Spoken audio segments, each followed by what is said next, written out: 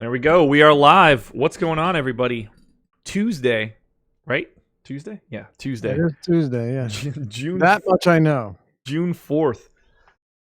Oh, we've got the full 15 today. Coming off of yesterday's weirdo 3-game 9:40 Eastern lock. We've got everything. Every single team is on the main slate today. Laffy, how excited are you? Oh yeah, stoked, man. Feeling good. How about you? I'm excited to play it. There's a ton of incredible pitching going today. It's going to be a really fun slate to break down. It's just a lot. Yeah, no, it's look, these slates are overwhelming, but that's why we're starting early in the morning, right? Get all the time we need. We need it too. We need every single second. Time to give a quick shout out. Let me find it here first.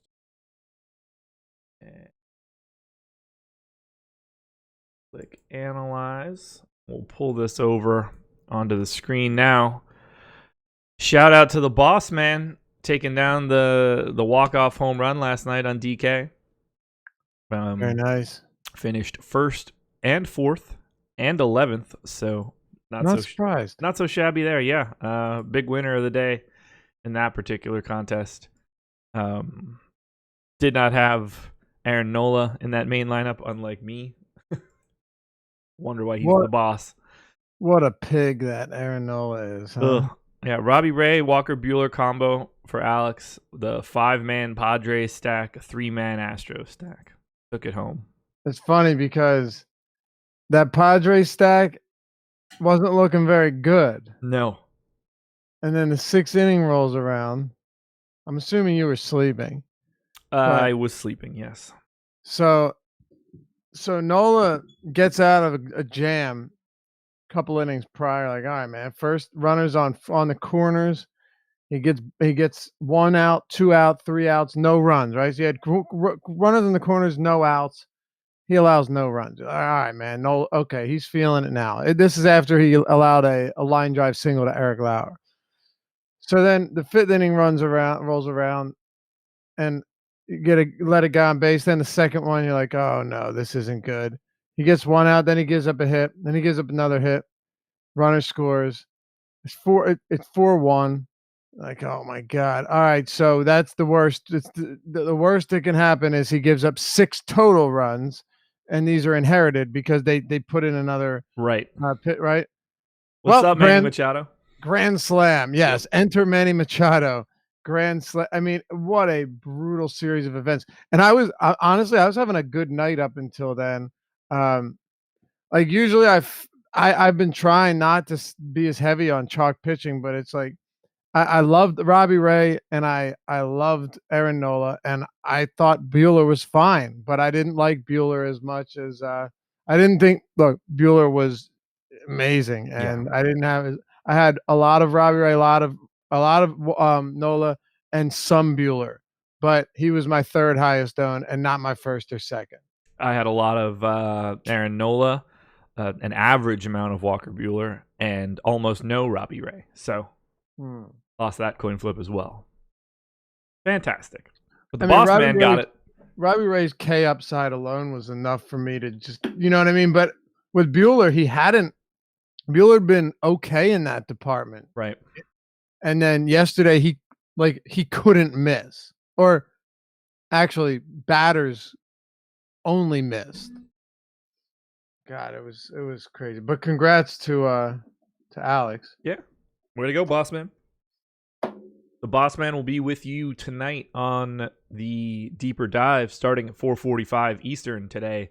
No Adam. No shit my money for this one, so it's going to be a 2-man band. What's he moving? Getting his furniture to the new place today. That's one hell of an excuse. Well, when you're getting literally everything, probably ends up being quite a bit of furniture. Oh, yeah, I'm definitely joking. Oh yeah, I know. It's a lot of work. Sure. We got to get him set up. We got to get him organized and ready to go. So all the tech issues will be behind us. Yeah, dude, having that new computer has made a world of difference. It certainly has. Try to tell him. All that time he blamed it on his internet at his parents' house. Yeah. All that time. I hope he gets a couch and a bed and a love seat and a new modem. Yeah. He doesn't even need the modem anymore. It was the computer. He got it. I got it. Computer. I was like, here, get this. He's like, okay, got it. Yeah, he told me he just consulted with you. Boom. Done. Yeah, I was like, here, get this. I almost bought it myself.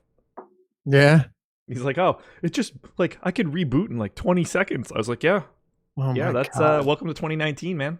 Do you remember, for anyone that's listening or watching right now, when we say, and this is not a joke, not hyperbole, it took him 15 to 20 minutes to reboot his computer before. Yeah. Like when he would freeze and he'd be like, be right back.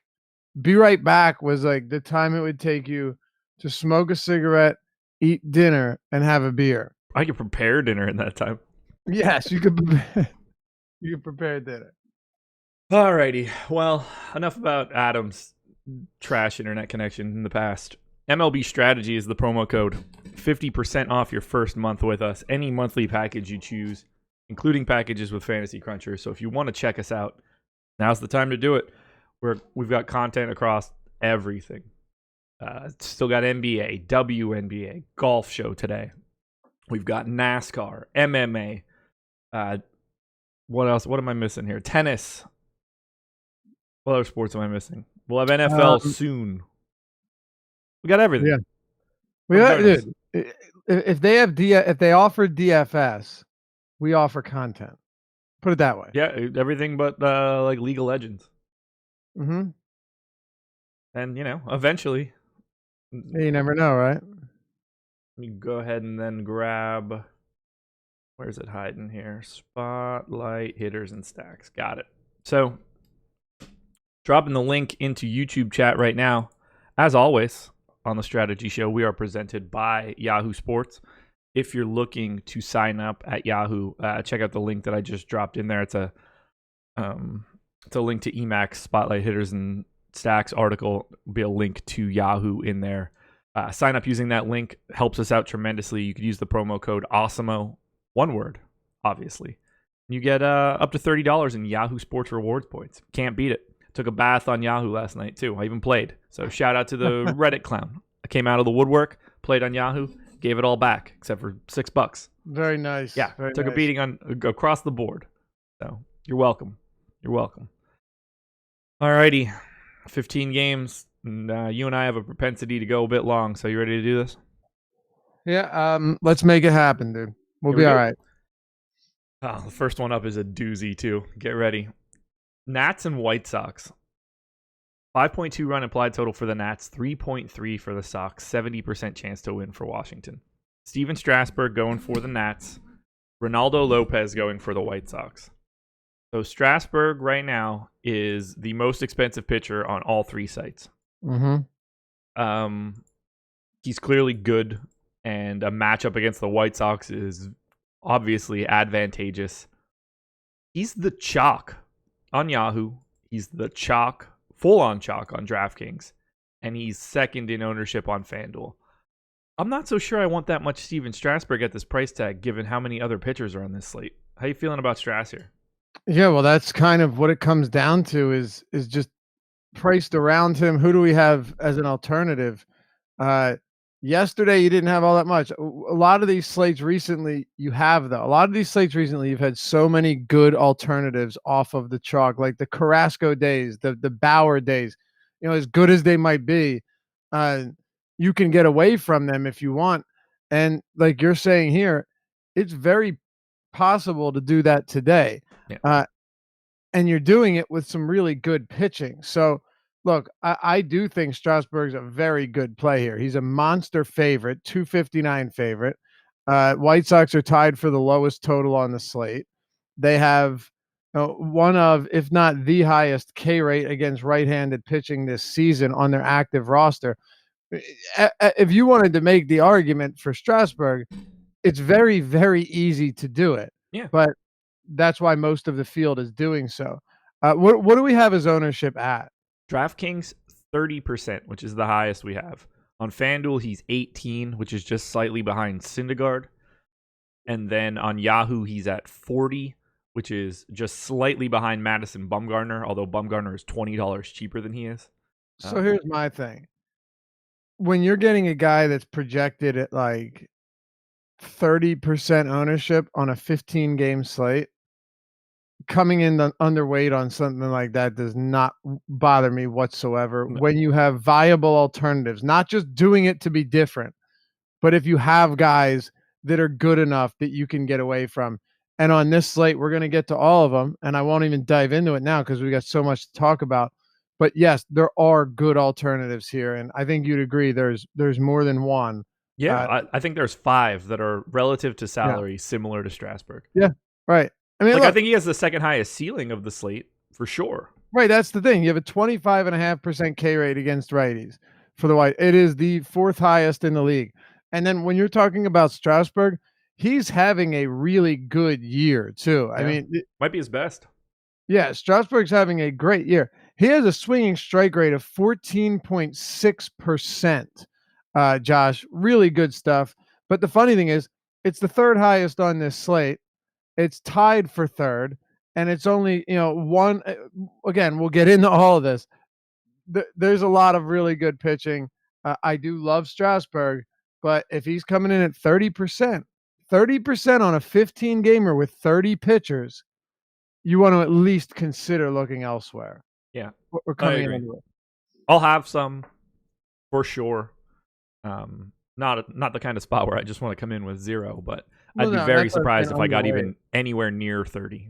Right. That's why I wouldn't say fade, but if you're coming in underweight here, and you're doing it because you're going with a Blake Snell or a God, there's a lot. I'd even say we'll talk about Luis Castillo as well. I mean, there's just there's a lot.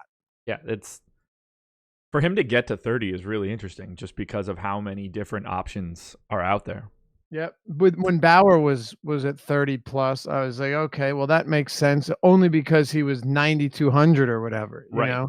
But this is an 11K price tag you're talking about. He's 11.5 on FanDuel and DraftKings. Right. That's a real price tag. Yeah. And it's not fake. All right, time to throw out a really dumb take. You ready? What is fake, actually? I don't hate Ronaldo Lopez at 5,200 on DraftKings. You wouldn't. Yeah, it's clearly not great. There's not a lot at the bottom today, though. Only Glenn Sparkman is priced less than him. I'm not sure if John Neese ends up pitching for Seattle today. I'm not sure that I would roster him at the $0 he's in the player pool for. Can you believe John Neese is back on the mound? Dude, one, I didn't even realize how long he had been gone. Yeah, 2016. Yeah, so I click on game logs when I go to Fangraphs this morning, and it immediately takes me to his final start in the majors. With the Mets, right? August 23rd, 2016. Was it with the Mets? It was. Yeah. It's crazy. He gave up. He pitched. He started the game. You ready for this? This is his final start in New York. Started the game. He faced 4 batters. Okay. He walked 2 of them, gave up a hit, gave up 3 runs, got 1 out, and was removed from the game. They're like, not only are you done for today, but you're done for good. Yeah. Thank you for your service. So his last major league appearance, he went a third of an inning. Not well. Incredible. And yet here we are, dusting him off. Dusting him off, yeah. But for sure. He's not on any. If he does start, he's unplayable across all 3 sites. He's not in the player pool. Surprise, surprise. He's on the player pool for DraftKings, but he's not. Are you sure? He was last night when I looked at 4,500. Yeah, as Jonathan Neese, Thon, not John Neese. That'll do it. There he is. I know you well enough now to see where you're going wrong. Don't worry, I got you, baby. I didn't even know that could have been a thing. Yeah, I've always, because whenever I would spell it, I remember it was Jonathan, but not Than, Thon. Yeah. All right. Well, if you psychopaths want to play him on DraftKings, knock yourselves out. It's funny because like you would think that these teams would have some alternative to like having to bring up a John Neese. Dude, I added him to my sheet and it still doesn't want to make him show up. I don't even know how that's possible. Yeah, I don't know. He's John Neese on Fangraphs. Yeah, do I have the wrong 44? Dude, his Fangraphs ID number is 4424. Jeez. They have to use 7 digits on some of the minors players now, and this guy's in 4 digits. He's been around for a hot minute. 4424? Why is he not showing up? DK name. He's not on Draft or FanDuel, by the way. No, I can't even get him to show up. So it's. Do you need me to spell his first name Anyway, for you? we'll get there when we get there. It's the last game of the slate. It's really, and it's not even that important. It's John. No, he's not playable. Do you have any interest in Ronaldo Lopez as a paydown option though? It's tough, man. It's really tough. The quick answer here is no, only because. Well, look, he's really cheap. So whenever somebody's this cheap, I get it. I played some David Hess the other day at 4,200 or whatever he was. So, it's not like I can turn my nose up at something like this. But look, Ronaldo Lopez is not good. He gives up an incredible amount of power, and I do like Washington Bats. He's given up 15 home runs this year, man. Well, I figured out why I wasn't getting him to show up. Why is that? I had a formula wrong. Was just looking up FanDuel names in DraftKings. So now we got him. But anyway, now that mystery is solved, yeah, Lopez is the guy that grades out best for me as a potential paydown option. He's not getting any love. Drew Smiley is getting some love at 6,100. I'm clearly scared of the Soto Matt Adams duo of lefty power, but otherwise, I think I could talk myself into it.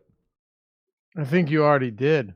Oh, yeah. I mean, I definitely did. I'm going to have him in 10 to 15% of my lineups. My only hope is that at some point in time, Adam sneaks into Slack and mentions that he'll also have him so that I can feel a little bit better about myself. He probably will.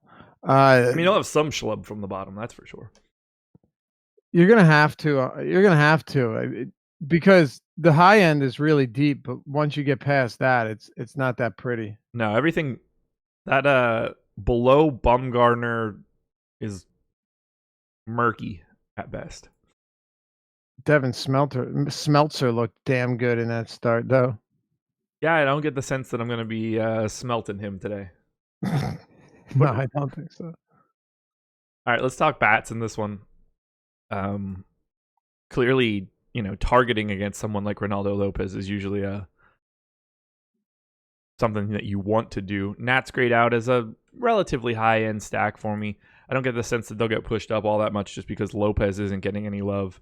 And then for the White Sox, I just can't imagine taking them against Strasburg. So I like a couple of the Nats bats, getting to an Eaton, Soto, Adams core, and then finding another righty, whether that's Turner or Rendon. I think it looks pretty good. I don't get the sense that I'll have a ton from this game because the Nats are pretty expensive, but is anything standing out to you?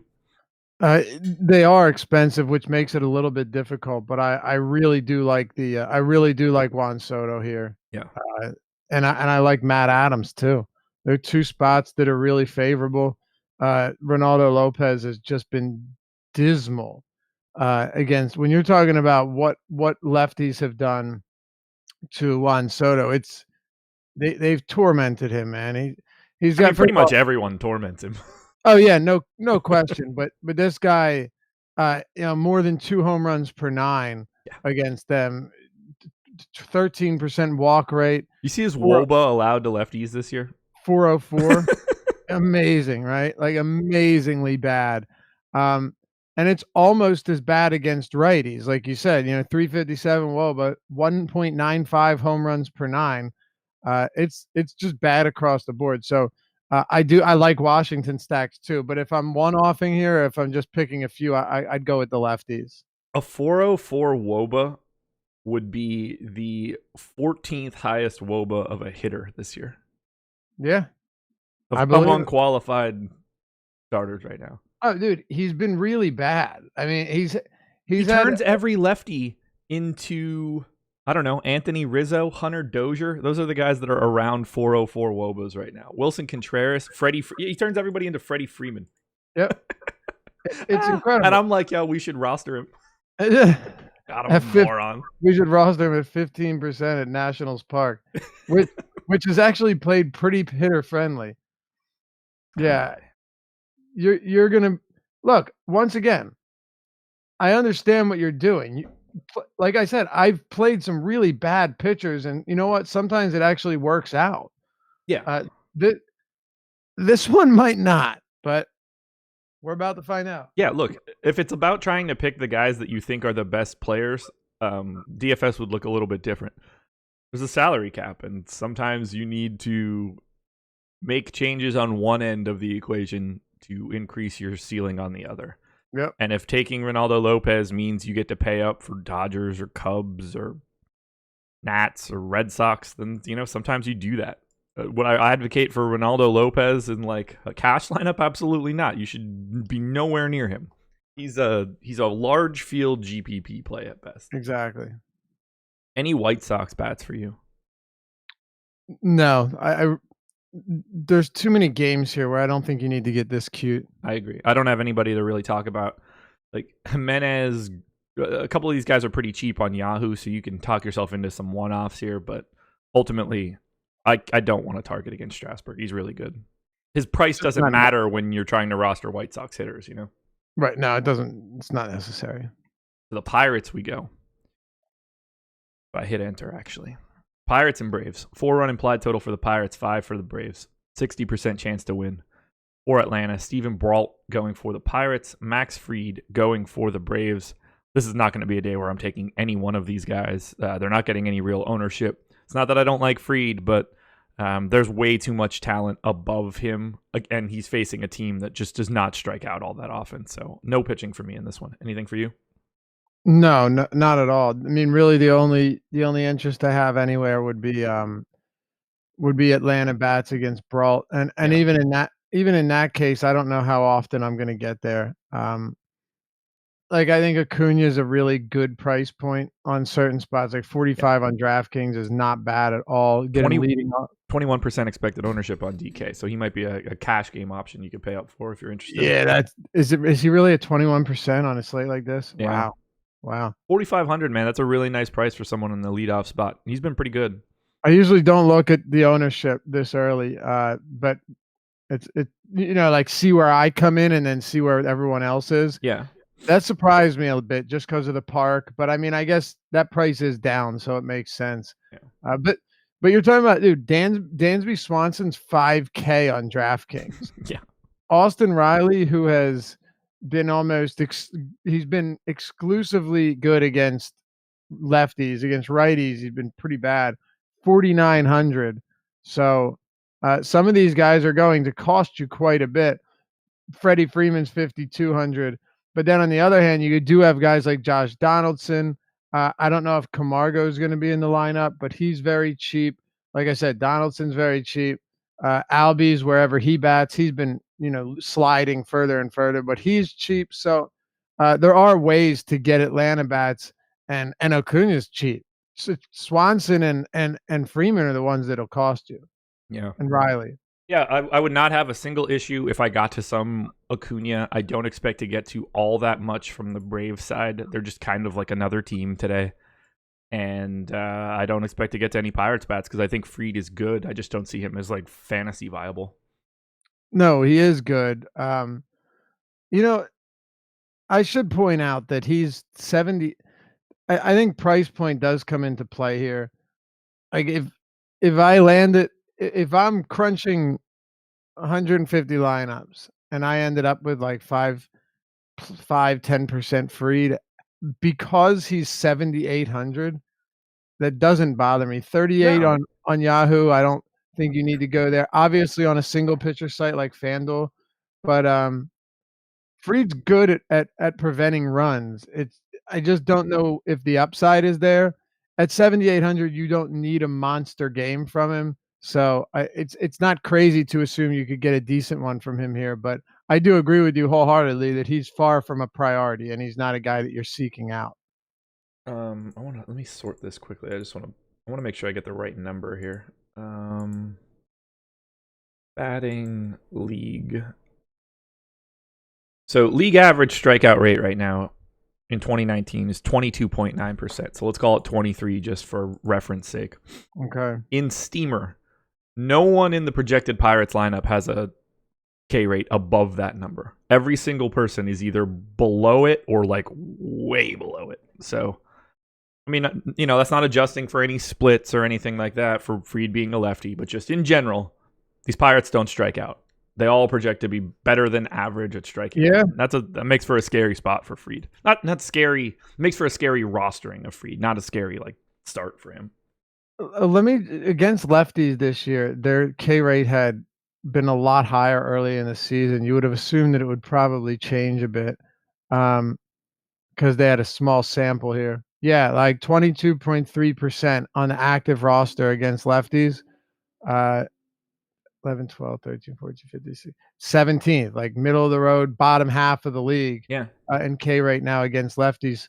They don't walk at all. No. Like at all. Really low walk rate, 4.8%. Is that second lowest in the league, I think, behind the Marlins? And Yeah. they don't really count. They're barely a major league team. Right, exactly. So, I mean, you have that working for you. Hopefully you can prevent base runners. But yeah, really for me, it's just the fact that Fried's really inexpensive and is a good enough pitcher, but not a guy that I'm seeking out. There we go. I think we're good to move on here. Yeah. Blue Jays and Yankees. Blue Jays 3.9 run implied total, Yankees 5. 62% chance to win for the Yanks. Clayton Richard going for Toronto. Masahiro Tanaka going for the Yankees. It's not going to be a Clayton Richard day for me. Tanaka, $49 on Yahoo, $9,200 on FanDuel, $9,300 on DraftKings. He's not getting any ownership whatsoever, but I think that he's in play if he's not getting owned. There's a little bit of swing and miss in Toronto's lineup, nothing too crazy. I'd be okay getting to some Tanaka, but he probably, I can give you the actual answer. He's my 7th best pitcher on DK, dollar for dollar. You're rarely going to get a lot of somebody like that. But yeah, he's good. I have him as my 8th best, but at the same time, I do get why Tanaka could be a very good play here. Dude, Toronto is just brutal, man. I mean, they are bad. They went into Coors Field. Did they score more than 2 runs in a game? I mean, I'm not using, simply a Coors Field series to highlight how good or bad they are, but they were bad. And here's the answer. They are bad. For the season, the Marlins are dead last in weighted runs created plus. The 72. The Blue Jays are 29th at 75. So if you're curious how bad they are, they're essentially the Marlins. Yeah, dude, they're really bad. They're really bad. And when you're looking at some of these other numbers, like where do they strike out against righties? Well, they're not exactly at the bottom of that category either. They're 6th highest in the league, 6th highest K rate against righties. And pretty much everywhere you look, they have a sub 300 weighted on base average, man. So, the one thing they have is some pop. They do have some power, but these kind of teams I'd rather go up against, a team that strikes out, doesn't get on base, and when they hit home runs, they're solo shots. Like Tanaka could give up a run or two, both of them be solo shots, still give you, a boatload of strikeouts. The only thing about Tanaka that worries me this season is this is a guy whose swinging strike rate every year is very, very high. Yeah. This year it's at 11.1%. It's down considerably from where it's been in the past. And his K rate is at his K rate's at 22.7%, Josh, 20.9 against lefties, 24.1 against righties. I want to believe that you will see it balance out a little bit more going forward, but we're getting to that point of the season now where I'm not necessarily sure if it will. Those are not the same type of numbers you expect from Tanaka. Usually he's a 14% swinging strike guy with 25% strikeouts. We haven't seen that at all this year. No, not at all. One last point on those Blue Jays. I just wanted to see if they'd been like unlucky or anything. So they've scored 3.75 runs per game, which is clearly putrid. If you check I have it on the screen right now for everybody. If you go to the standings page on FanGraphs, they break it down by year to date. But they also show base runs, which I'm tries to account for, luck, advantageous hitting with runners in scoring position, stuff that doesn't normally translate to be predictable. They've actually scored less runs than you should have expected. They've been worse slightly. 3.69 is the expectation. So, it's basically the same, but it's not even like it's being hidden by, some just unable to get a hit with runners in scoring position or something. They've just been bad straight across the board. So absolutely. I understand getting to some Tanaka if you want to get away from, say, the 28% expected ownership on Madison Bumgarner, who's $300 cheaper. I think if Tanaka's real, what do we have his ownership at, Josh? 3 unowned essentially. Listen, and Bumgarner's at 28. In all seriousness, man, that to me is a good leverage spot. I like it. I like it in single entry. Yeah, sure. I mean, because it's not okay. It's not like you're playing a guy that's not good, and you're really just hoping that you're just hoping that you're flipping. You're hoping you get lucky, right? A lot of times you see that, like, oh, I just played him because he wasn't chalk. Well, no. What was the reason for playing him? Oh, he wasn't chalk. No. But like, is he any good? Well, no. Doesn't matter. He wasn't chalk. That doesn't always get you where you need to go. This won't either. But at 9,300, you're talking about a 2-pitcher site at 3% ownership against by the way, Rogers Center. Everyone talks about it being this hitter-friendly haven. It's not. It's pretty decent for homers, but as far as runs go, it's neutral to below average. Yeah. Masahiro Tanaka is still a good pitcher.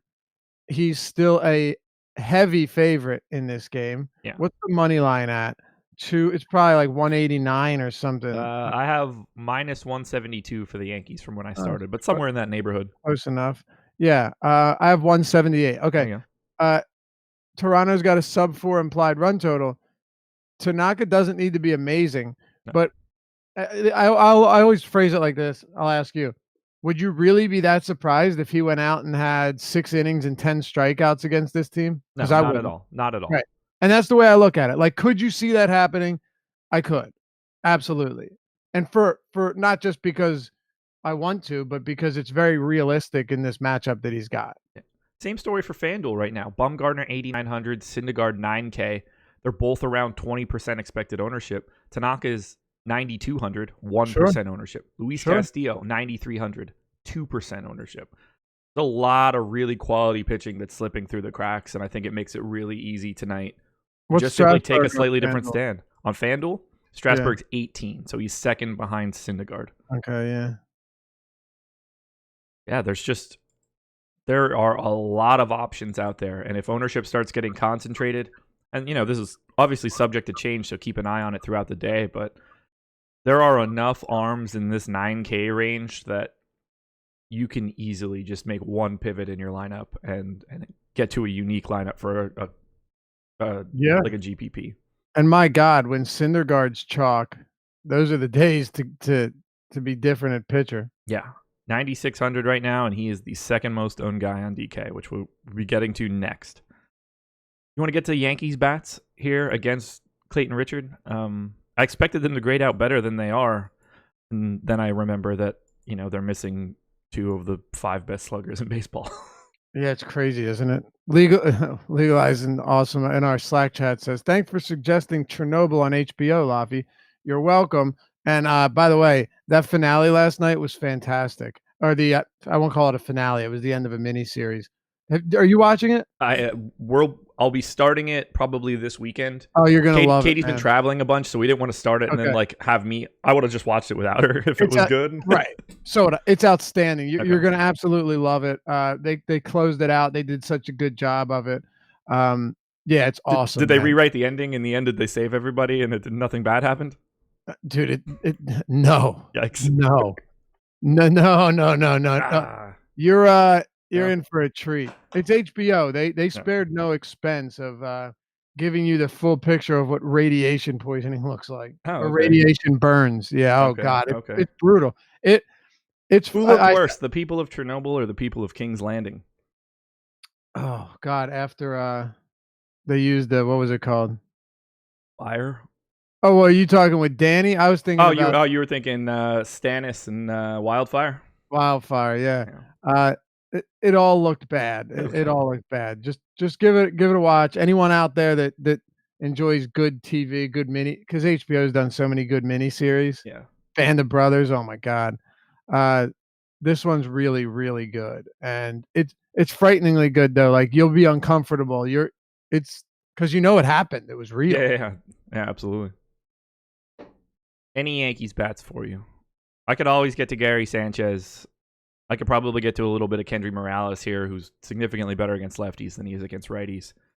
Otherwise, I doubt I'm stacking up New York here. Although I feel like I probably should be. No real ownership going to these guys. I know. And Clayton Richard. What do you make of Clayton Richard? I think that's probably what the question we need to answer first. Give me your analysis on Clayton Richard. Doesn't need to be very long. He's a guy, right? Like he's just a guy. Yes, he is a male. Well, you never know. In this day and age, you can be whatever you want to be. That is true. No, I mean, like, he doesn't miss bats, but he doesn't really make like a ton of mistakes. He's like he's a league average pitcher at best, who, probably slightly worse than that. He's been real bad this year. But you see his K minus BB percentage this year? Clayton Richard? Yeah. Yeah, what is it, 5 to 6 or something? Yeah, that would be fantastic for him. Negative 2.9 as of right now.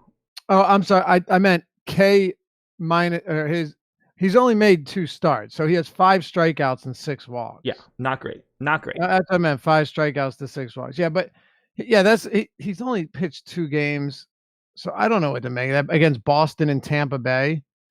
Oh yeah, I mean, it's small sample and everything, but it's not like he's coming off of 3 straight seasons of just like mowing people down. No, of course not, and he's had trouble with right-handed power. Look, if the question is, can I see myself liking Gary Sanchez and Luke Voit and Clint Frazier? The answer is a resounding yes. Okay. And Gleyber Torres, no question. Hell, even LeMahieu has been showcasing a little bit of pop lately. So he's got 6 home runs, by the way, 2 of them over his last 4 games.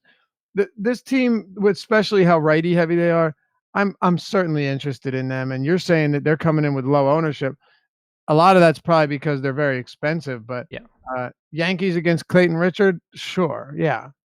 They are, at least on DraftKings, Yankees. I mean, not that it's low; they're 5th in ownership, but the gap between 5th and like 12th, it's a pretty flat line here. Right. The Rays have quite a bit. The Cubs have quite a bit. And then it's kind of like a lot of teams in the same sort of area. Makes sense.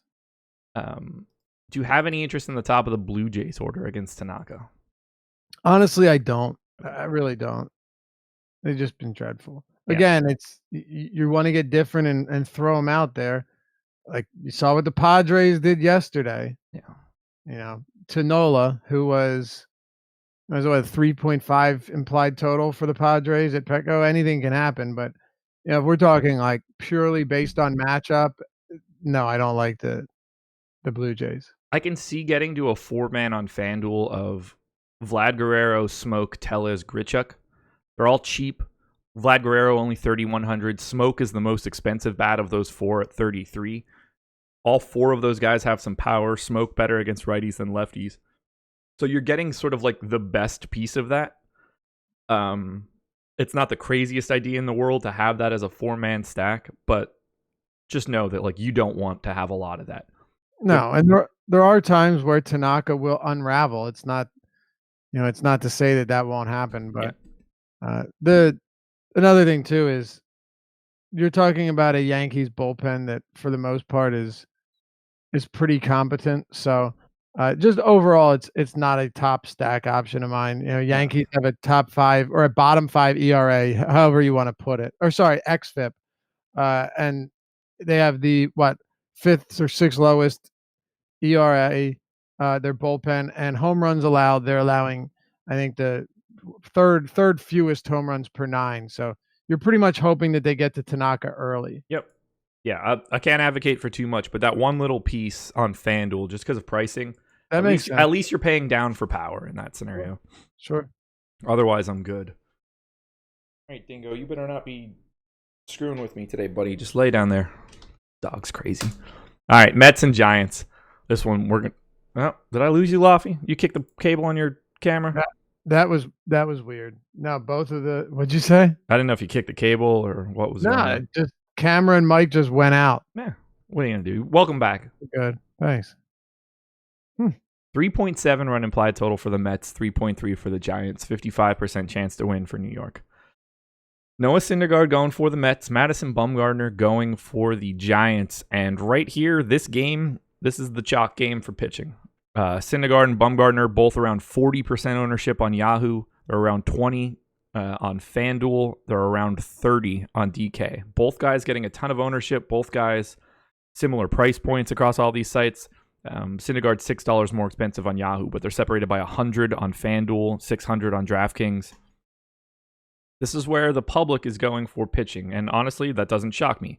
The Mets offense isn't that great. The Giants offense definitely isn't that great. Both pitchers are good baseball pitchers. I understand why they're getting ownership.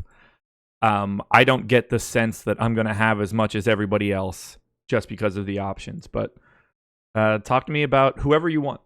Go for it, because we probably got to touch on both guys. I mean, honestly, just the fact that they're getting so much ownership to me is a huge reason to not get a lot of. Okay, so like Bumgarner against Miami, I think we did the show together. I'm pretty sure, and one thing that I pointed out or just stated really is with Bumgarner, unless he's going like complete game here, it's pretty unlikely that not playing him is going to kill you. Yeah. He's not a elite strikeout guy. He's a K per inning guy. Take nothing away from him, but not elite. And he's probably not going to get run support ever. And the Mets, here's the thing, like the Mets are not good. I get that. They're dealing with a lot of injuries. But it's also just this isn't a spot where it's just like you mow them down every day like a righty against Miami or against the Tigers. I don't look at this matchup as like, okay, lock it in. It's a wrap. Now, I will say, so the Mets active roster against lefties this year, they have a strikeout rate that is, I think, 7th highest, 26%, pretty high.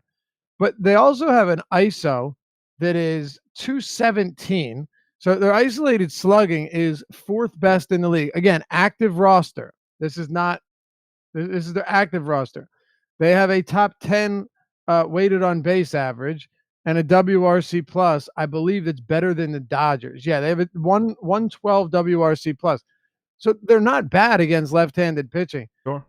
I think it's a strange spot to be that heavy on Bumgarner given the amount of good pitching on this slate. And with Syndergaard, it's the Giants. I totally understand it. But, dude, he had that one monster game against Cincy, right? Yeah. With 10 Ks, 9 scoreless, complete game shutout. Outside of that, like you're getting pedestrian results at best from Noah Syndergaard. Can both of them have big games here? The answer is yes. However, do I feel like I need to have them in my lineups today on a 15 gamer? Absolutely not. No, I'm with you. They both grade out as, quality pitchers, but should be no surprise to anybody. But I like to get to Bumgarner on smaller slates because of his consistency. He's going to get you like 6 innings and 7 Ks or something like that. But he's going to do that pretty regularly, which is fine on, a 6-game slate where that could end up being the ceiling game. But on a 15-gamer, I mean, you're going to need every bit of 25 to 30 fantasy points from your starters today. You're just going to get that many different guys. So at least for me, like I don't see the upside in Bumgarner. You want to use him in cash at 9K? Knock yourself out. People are there with you. I think that's an efficient price point for him, but I'm not going to be upset if I don't get to Bumgarner. I'm with you. He's a good pitcher. Again, you take nothing away from either of these guys, but they're still priced reasonably high.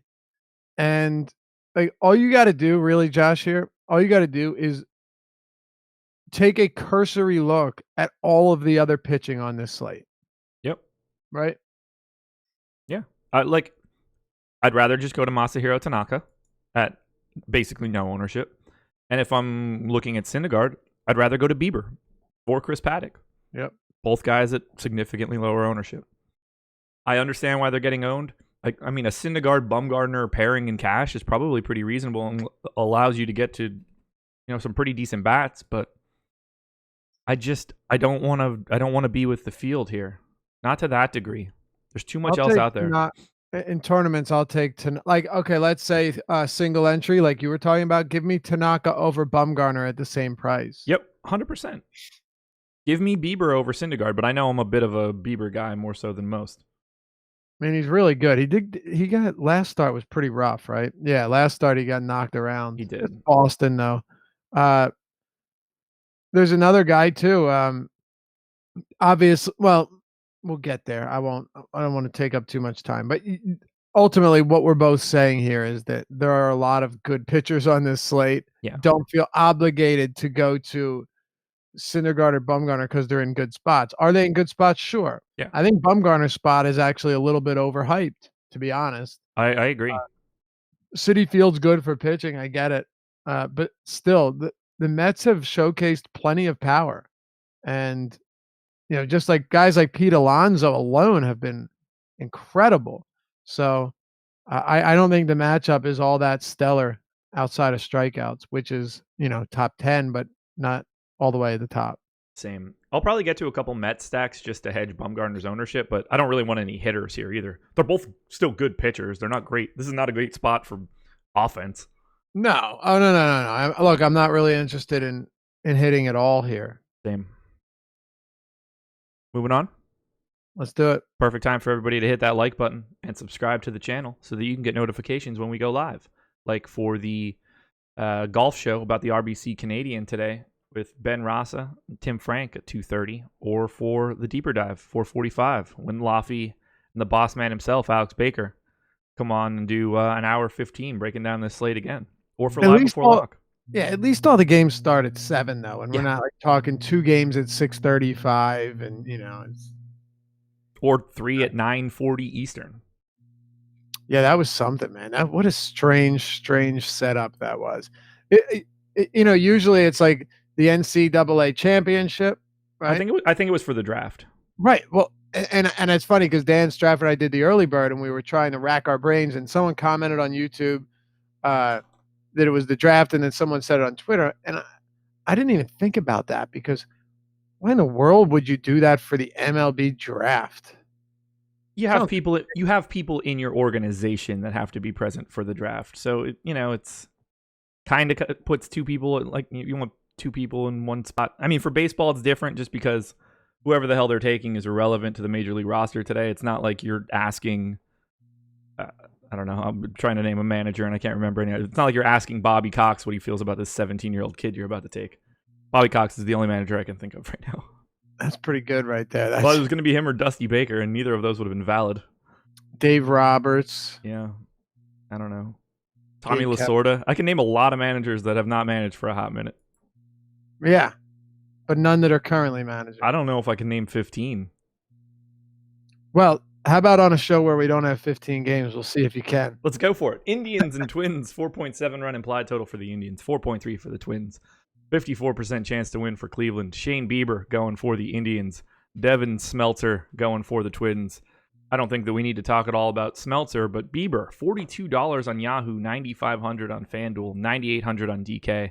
Not getting any ownership on FanDuel and DraftKings, but he will be getting it from me. I'm a Bieber fan. The Twins strike out at the least, relative to their average relative to the league. Now that Miguel Sano is back, that dude only strikes out. He hits dongs too, but lots of swing and miss there. Bieber makes no mistakes. He doesn't put people on with walks. He's just going to come at you. Has the ability to go deeper into games. If Shane Bieber's not getting any ownership, today is a day where I'll have quite a bit of Bieber. It seems to be the case pretty much every week that he starts, so long as there's some other starters there he goes overlooked. But I'm a big Shane Bieber guy. I like these guys that have a little bit of stuff and also don't walk people. He's like he's like the better version of Miles Michaelis. Yeah, I mean, Miles Michaelis stinks, but I understand. I know what you're saying. And Miles Michaelis really isn't that bad. It's just for fantasy, he's so much worse than he is in real life. Right. Um, kind of fascinating. You look at Bieber. He had a complete game shutout with 15 strikeouts. He followed that up with 5 innings, 1 run, 10 strikeouts.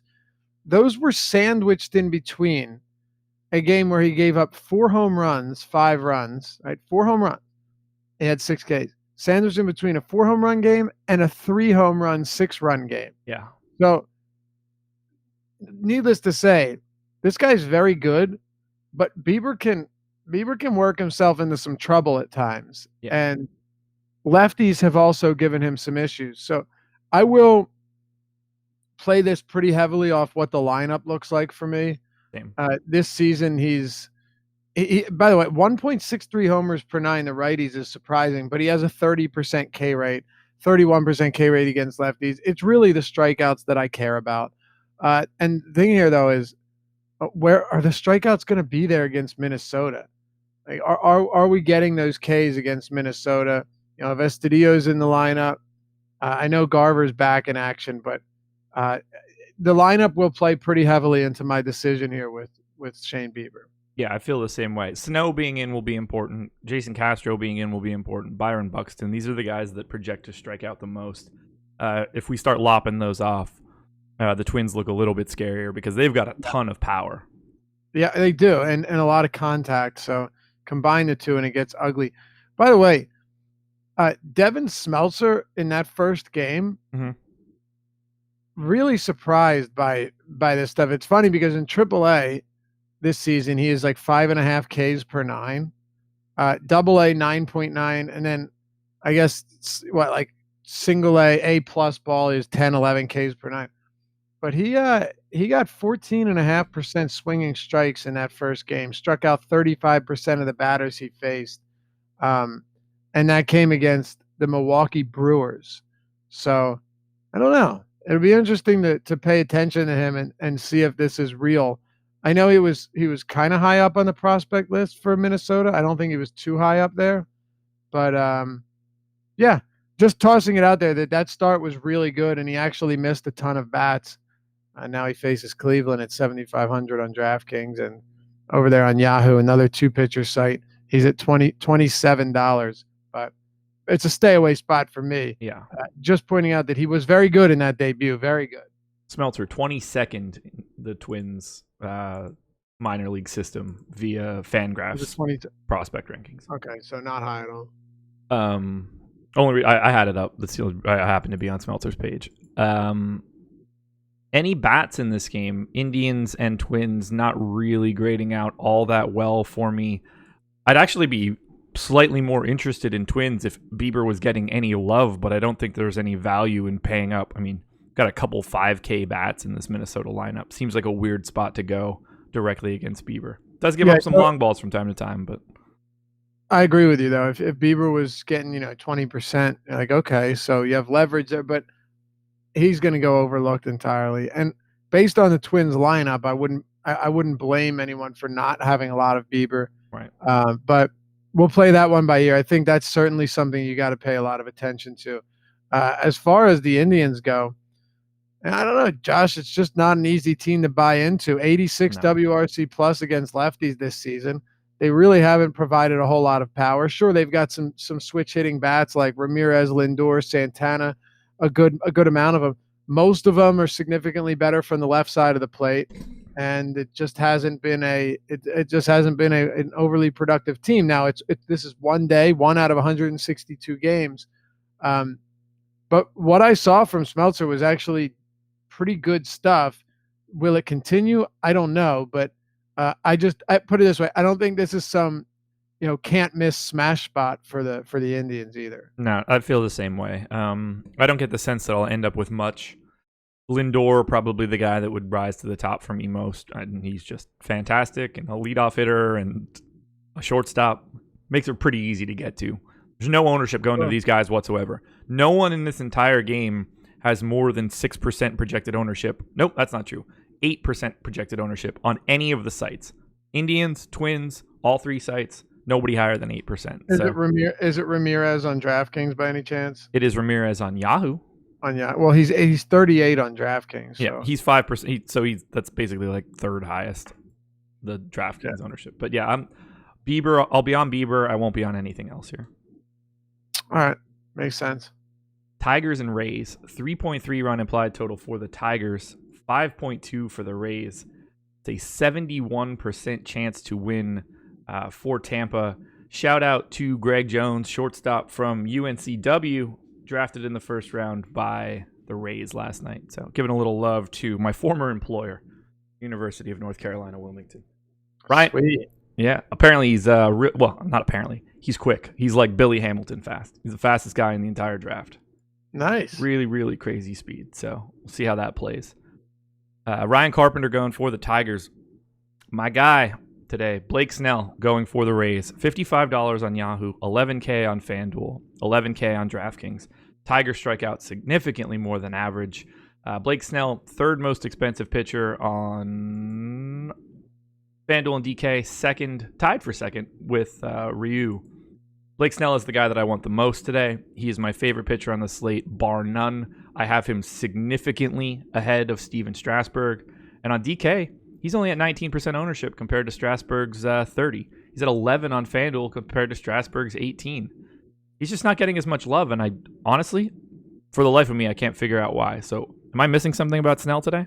No, not at all. Well, yeah, the only thing you're missing is that there's Syndergaard and Bumgarner that are $2K cheaper, and then there's Strasburg, who's a little bit more expensive. So he's kind of just getting the raw deal here, but better for us.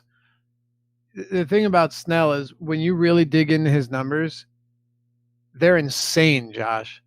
Like they're insane. Oh, you've got a 30 pitcher slate, a 15-game slate.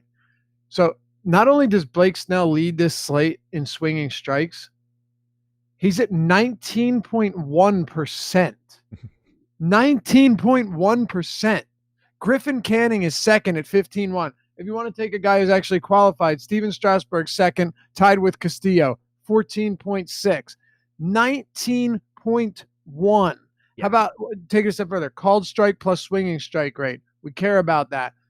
We know it's good to be able to get strikes any way you can. 36.7%. Bieber second at 33.9.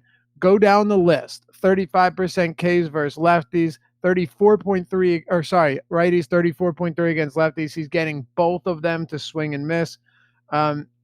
There's simply nothing about Blake Snell not to like. Will he give up, once in a while the rogue home run? Sure he will. But what are we playing him for? Strikeouts, and a lot of them. And that's something that he can do very, very well. He let me down last start. I had a lot of Blake Snell against Toronto. Yep. And that first inning was rough. But, dude, I'm going right back to it here. I have no problem with it whatsoever. He's too good with way too much upside to ignore in a spot like this. And I think 11K on DraftKings is very reasonable. 11K on FanDuel, also reasonable. And over there on our sponsor, Yahoo, we are looking at a 55 price tag, and it's still $3 less than Strasburg. And the same price as Ryu, very reasonable. Yeah. I have Snell projected for 9 strikeouts today. I have Strasburg at 7.4. Like, that's a huge gap between two guys at the top. That's insane. Yeah. That's a huge gap. It is. And I have Snell projected to throw less innings. So it's not as if it's just like buoyed by, some weird technicality. I'm going to have a lot of Snell. He'll be my highest exposed pitcher, or at least I expect him to, barring any weird changes. And I can't imagine that the Tigers are going to be rolling out all sorts of bats that take me off of Blake Snell. Yeah, Strasburg's batters faced per game. And I would say sometimes take this with it's a hard stat, right? It's a hard stat to talk about because it's like, in one sense, if you have this K rate, it means you're striking out this percent of batters that you face. So the more batters faced, the higher the K rate. But then you have like some pitchers where that their batters faced per game is up because they get themselves into so many jams and walk so many batters. Right. But I just thought it was interesting that Blake Snell is 20th in batters faced per game on this slate out of 30. Steven Strasburg, or Syndergaard, Hendricks, Strasburg, and Bumgarner are 1, 2, 3, and 4. So yeah, it's kind of strange, but that's not really something you worry too much about because Blake Snell facing fewer batters. A lot of that means that he's just mowing teams down. Right. You know what I mean? Like he's 7 innings and he's faced 25 batters. So that's pretty good. Yeah, I can't get enough here. I have no interest in anything coming from the Tigers. The bigger question I think might be, how do you feel about Tampa bats against Ryan Carpenter? I think it's Ryan Carpenter. Yeah, Ryan Carpenter, who the Rays bats right now, they're the chalk. They are the number 1 owned stack on FanDuel, the number 1 owned stack on DraftKings. Fascinating, isn't it? They're pretty expensive on Yahoo, so they're not there for that one. But they are the chalk stack on FanDuel and DK. How do you feel about that? Any chalk stack on a slate like this? You hate to be the guy every time you say somebody's chalk. Like, oh, I don't like him. No, it's not true. There are certain spots where I don't care and I'll play him anyway. Ryan Carpenter is not very good, so this is totally understandable. Now, by chalk stack, are you saying like they're grouped closely with another team, or like? So here's where we're at. They're projected for 11% of the aggregate ownership on DraftKings. Cubs are second at 10. A's are third at 8. That's pretty high for a 15 gamer. Yeah. Carpenter. I mean, average is 3 1/3. So. Right. Okay. And a 5.4 run total here for the Rays.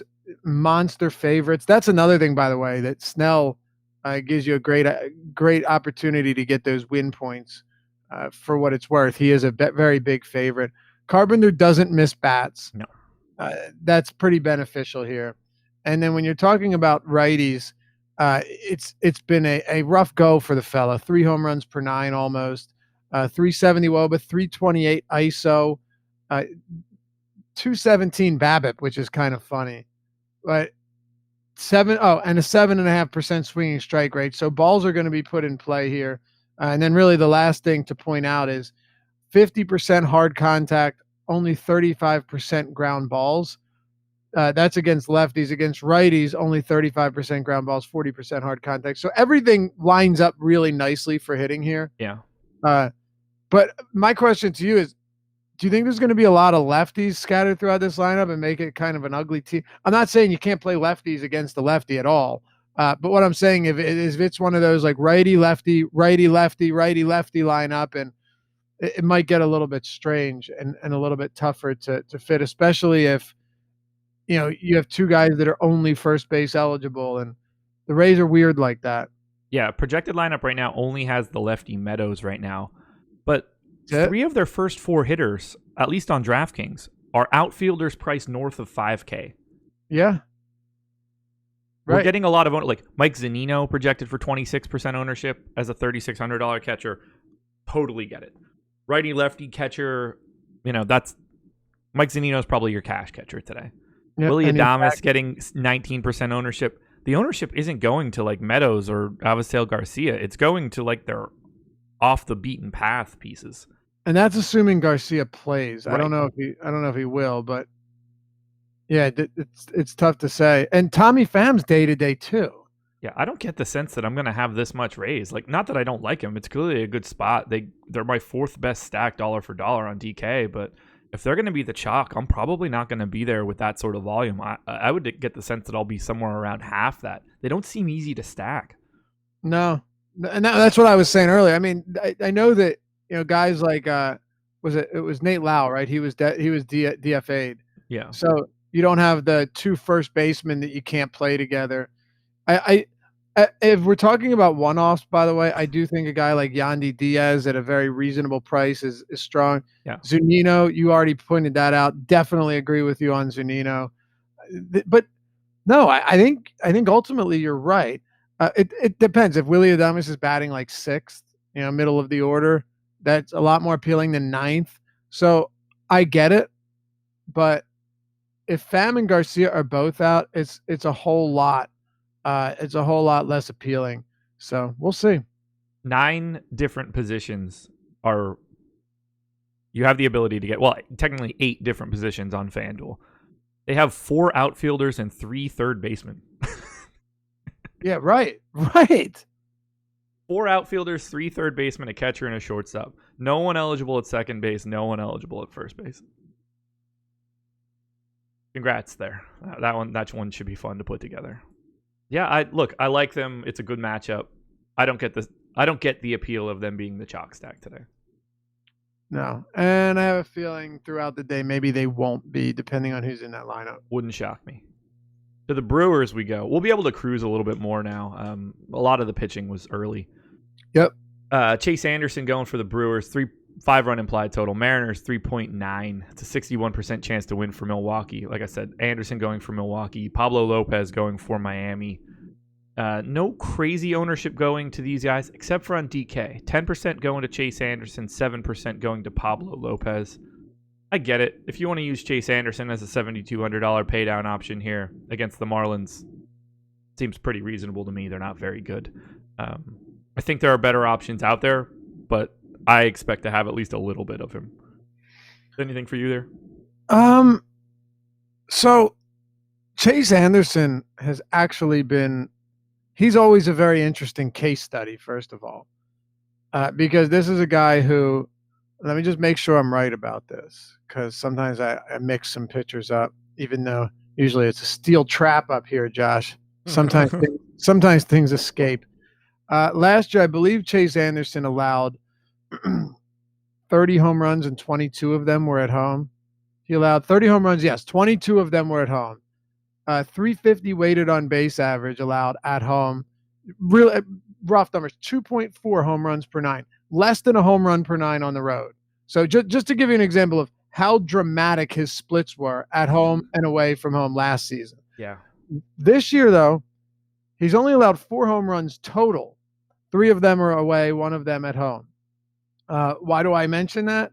Well, because you're facing a team in the Marlins that is completely devoid of pop, especially against righties.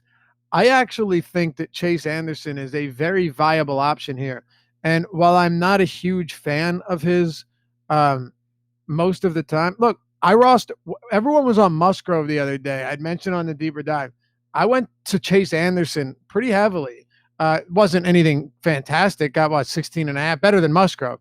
But I went to Anderson for the simple reason of Musgrove is not great with good strikeout stuff. Chase Anderson is at least striking out more than a batter per inning this year. And I know that only 5 of his outings have been starts. But I think, Josh, if you really break this down, right? If we, and I want to get your opinion on this.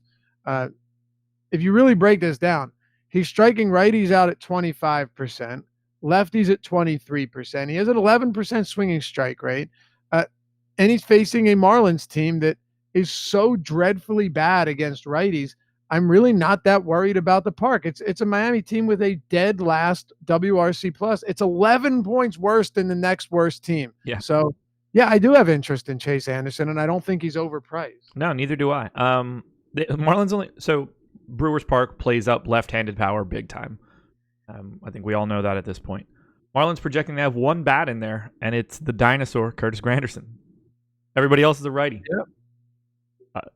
Look, that's a really good spot for him. I'm surprised he's not getting more ownership, honestly. It just feels really safe. Yeah. There's no power. There's no lefty scary bats. There's no anything of value in this Miami lineup. So I agree. Look, and there's probably going to be run support. Pablo Lopez, you want to talk about how he's fared outside of Marlins Park. It's been brutal. But, I mean, Josh, Noah Syndergaard, when you just take his last 9 starts.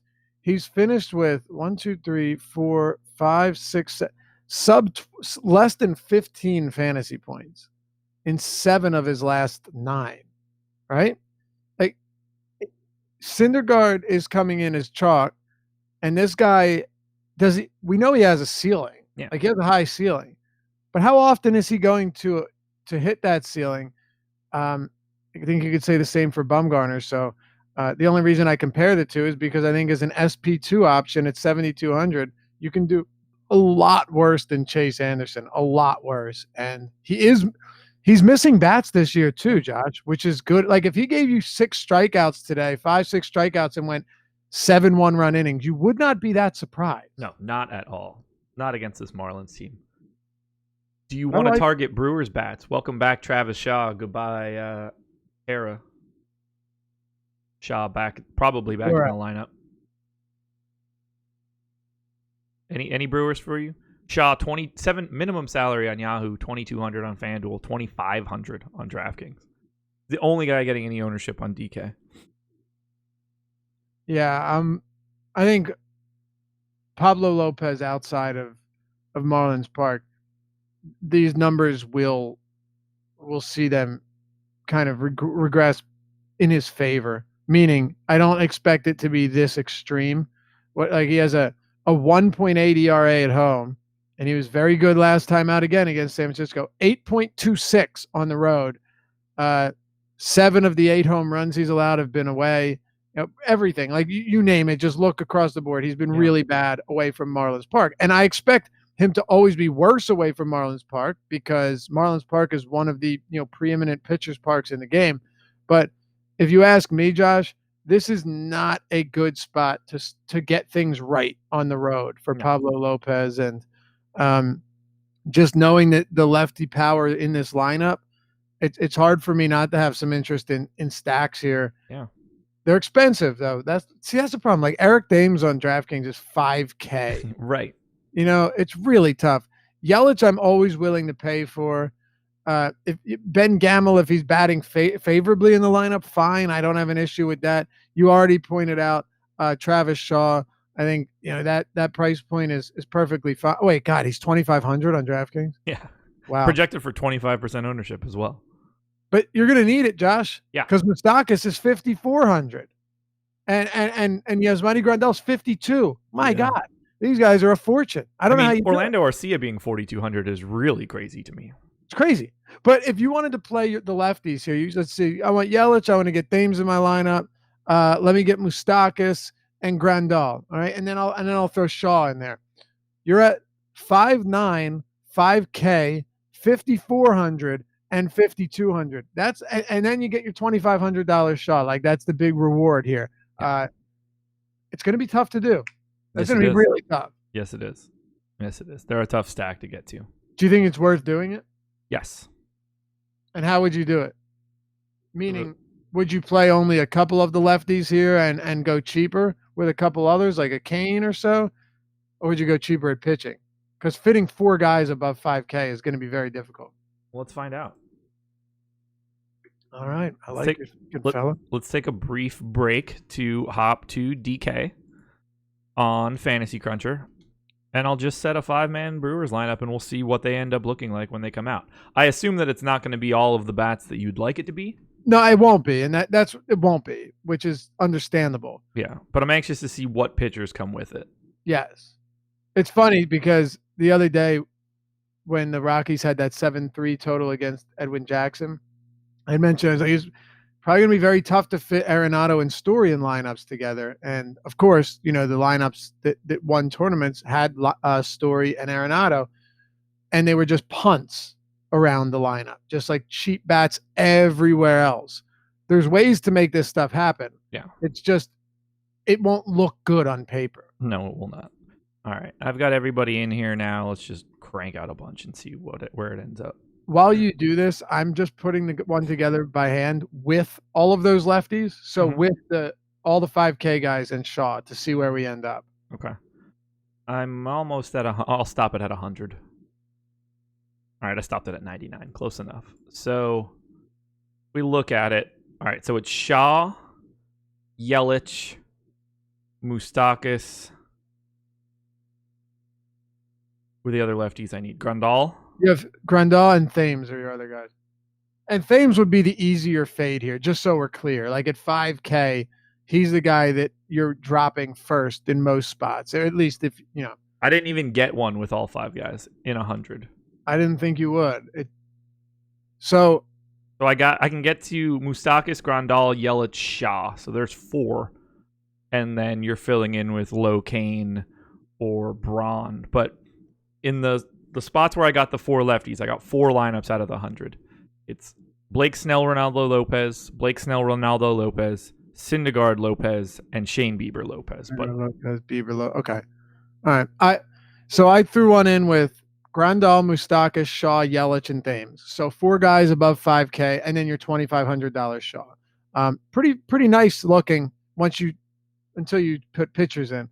So I said I'll throw Tanaka and Anderson in there with him, right? Yeah. 9,300, 7,200 seems somewhat palatable. You have $3,200 per player remaining for a first baseman, shortstop, and an outfielder. Needless to say, it is doable. You can make it work, especially if you go with 2 cheap pitching options. I'm not saying that's the way to go, though, especially on a night with such stacked pitching. But, Eichhoff, we'll get there. He's pretty cheap. He might come out, have a decent game with a lot of strikeouts. If you were to throw him and Anderson, you get $3,900 per player. So, case in point, you can do it. I don't think I don't think you're going to spit out on Cruncher 5-man Milwaukee lineups with all of those lefties, because you're just not going to get many Anderson Eichhoff pairings or Anderson Tanaka. So I locked all 5 guys: Grandal, Moustakas, Shaw, Yelich, Thames. Who'd you get? Number 1 lineup is Snell Lopez, 1 off Tyler White, 1 off Jose Peraza, 1 off Kyle Schwarber.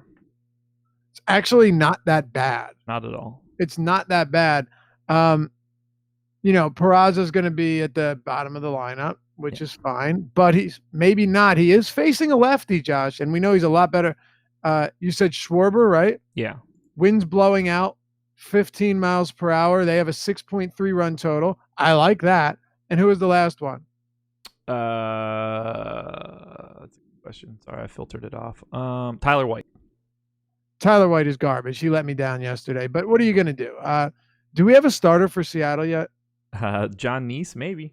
Oh, it is. I'm sorry. It is Neese. Well, that is not official yet, to my knowledge. Right. It's not, which is weird because Neese is listed in the probables on DraftKings, but if you type in the name of a hitter for Houston, he doesn't come up. But I think I'll leave it at this. That lineup that you just spit out there is not that bad. No. You can improve on it here. If you want to drop to Bumgarner, ignore everything that we said before. Bumgarner Lopez, you get that 5-man Brewers stack with Votto, Manny Machado, and Kyle Schwarber. I honestly like the first one better. I don't disagree. Against Eichhoff, fine. I like the first one better. And if you wanted to, instead of doing that, you could always go from Snell Lopez. You could go from Snell Lopez to Tanaka Anderson or Bumgarner Anderson and not have to play Ronaldo Lopez if you didn't want to either. Yeah, you can get there. But I mean, this is what you need. Like, this is why we get a lot of people that'll say, like, I only play one lineup, but like Fantasy Cruncher is probably not for me. This is the perfect reason for it, because you can take a path, lock it in, and generate 100 options, 200 options of things that you wouldn't necessarily land on if you were just trying to pour over it by hand. And right now, we could lock in all 5 lefties, and I crunched out 60 lineups in like 5 seconds. It's a fun exercise, man. It really is. And you can look at that and then go back and hand make it and see what you like and what you don't like. And like you said, it gives you it might open your eyes to options that you weren't seeing previously. Yeah. I'm telling you right now, that lineup that you ran out, it could be terrible. It could finish dead last today. It's baseball. But to get 4 guys in above 5K against Pablo Lopez at Miller Park, all of whom have a ton of power, you could do a whole lot worse than that. And it's fun to break down, the process of going about it. So yeah, I like it. Cool. All righty, let's move on. Still got a bunch of games to get through. Cubs and Rockies. By the way, Bumgarner Anderson, if you had White, Peraza, and Schwarber in there, is actually zeros it out. So I don't know if it's exactly the same if you had salary left over, but you can zero that lineup out with Bumgarner and Anderson over Snell and Lopez if you wanted to change it up. Go ahead. Let me take a look. I locked in Bumgarner and Anderson just to see what it looks like. Top lineup ends up being Peraza, Schwarber, Guillermo Heredia. Okay. But we can make some pivots and stuff around that as well. There's, plenty of options to go there. I had, let's see. The White, Peraza, Schwarber lineup had 500 or had every dollar being used. Okay. But yeah, that's certainly another potential way to set it up. I like it. Fun stuff, brother. I know. Cubs and Rockies, 6-run implied total for the Cubs, 4.5 for the Rockies. A little bit of a Wrigley win game here, 65% chance to win for Chicago. Kyle Hendricks going for the Cubs, Jeff Hoffman going for the Rockies. Clearly not starting Jeff Hoffman. I can't imagine wanting to spend 10-2 on FanDuel or 9,500 on DK for Kyle Hendricks today. There's just too many other guys that are better DFS pitchers than Kyle Hendricks. So if you get a share or two, I think it's cool. The Rockies are not all that great outside of Coors. Really not a ton of scary bats in that lineup outside of really Story and Arenado. But I can't really recommend Hendricks in this spot. Do you have any interest in Hendricks? No, and he's a good pitcher, and I have a lot of respect for him. Yep. But honestly, Josh, the truth about this is like, why go to Hendricks when I can go to? I'm serious about this. When I can go to Chase Anderson. Yep. They're not that far off in terms of good run limiting righties. He's a lot. Look, overall, he's a lot better than Anderson, but just in terms of like not having elite like strikeout stuff, they're comparable just in that sense. I'll take the $2,300 savings on Anderson. It's not as good of a park, but you got wind blowing out anyway, so now it is. Yeah. And it's a much better overall matchup, and it's the Marlins. So I think if you're going with Hendricks, you're probably doing it wrong, only because to be different here, it seems unnecessary when you could be different with like Tanaka at the same price. Yeah, same page here. I have Hendricks with 0.6 of a K more than Chase Anderson, so they're not separated. That's what I'm saying, though. Yeah. It's super close. So yeah, I would rather go to Anderson as well. I assume we're going to want to talk a little bit about Cubs bats. They are chalky. They're the second most owned on DraftKings. A little bit further down on FanDuel, not getting as much love. I assume that's a pricing issue more than anything. Yeah, they're pretty expensive on FanDuel. 6.3 total, Josh. Yeah, I have no problem. Like, this one makes a lot more sense to me than the Rays ownership. Oh yeah, dude. They're cheaper too. Yeah, and they're checking off the boxes of legitimate positions. Bryant gets third base, outfield. Baez second or short. You've got a first baseman there. It's not just outfield. You can get $3,300 Carlos Gonzalez if that is going to tickle your fancy against the righty. I'm a big fan of the Cubs bats today. Facing his former team. As a collective, maybe they aren't cheaper, but it's also really not that hard to get to a lot of these guys. No. And if you're not stacking, I still think Schwarber is one of your best cash game plays on this slate. 32% expected ownership on DK right now. So the field agrees. If you're playing cash, you should have Schwarber in your lineup. Yes, you should. Hayward is fine, but your top guys, Chris Bryant, Anthony Rizzo, man, he's been outstanding. Yeah. The dude had 16 home runs, 43 runs batted in, and he just continues to produce. He's getting on base in every way imaginable. He's very expensive, but if you're stacking Cubs, you're going to try and find ways to get Anthony Rizzo into your lineups today.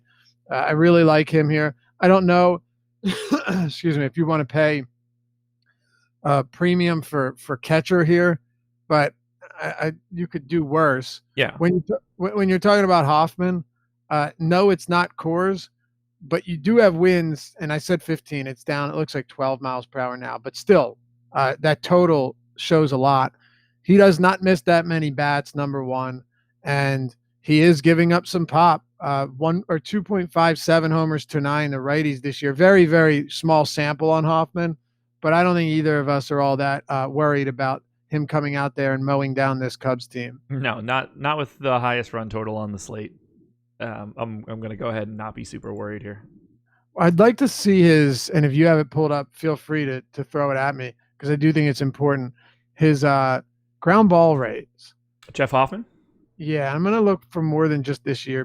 I know they stabilized pretty quickly, but He's been all over the map. 35% this year, but 51% last year. But how much that's did he weird, really throw? right? I mean, he only faced 44 batters last year. 2017, probably the real sample we're looking for. I'll take his Faced career. 440 batters that year and had a 41% ground ball Yeah. rate. Okay. Career 44 against lefties, 42 righties. So Yeah. pretty league average.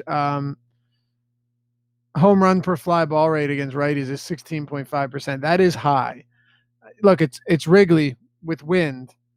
I want more balls put in the air when you're talking about Jeff Hoffman. Yep. So always something I'm considering. Barreled balls per plate appearance is also a pretty enjoyable stat to talk about too. Look, you're trying to get any edge you can, and I know people are just going to run them out there regardless, but it is a 15 game slate. So Yep. I'm more willing to dig a little bit into this. And then I don't really have much interest in Rockies bats. They're not getting any ownership. I mean, I'll never care if I get to like Story or Arenado as one-offs.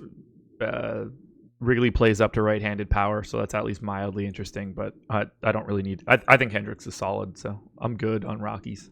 I have a lot of respect for Hendricks. So I'm with you. Alrighty. Another perfect opportunity for everybody to hit that like button and subscribe to the channel. Rangers 5.6 run implied total. Orioles 5.3. 53% chance to win for Texas. Drew Smyly going for the Rangers. Dylan Bundy going for Baltimore. So Drew Smiley's got 12% expected ownership at 6,100 in this spot, and I don't understand. Dude, I don't. It's this whole Baltimore thing, but the Orioles aren't good. No.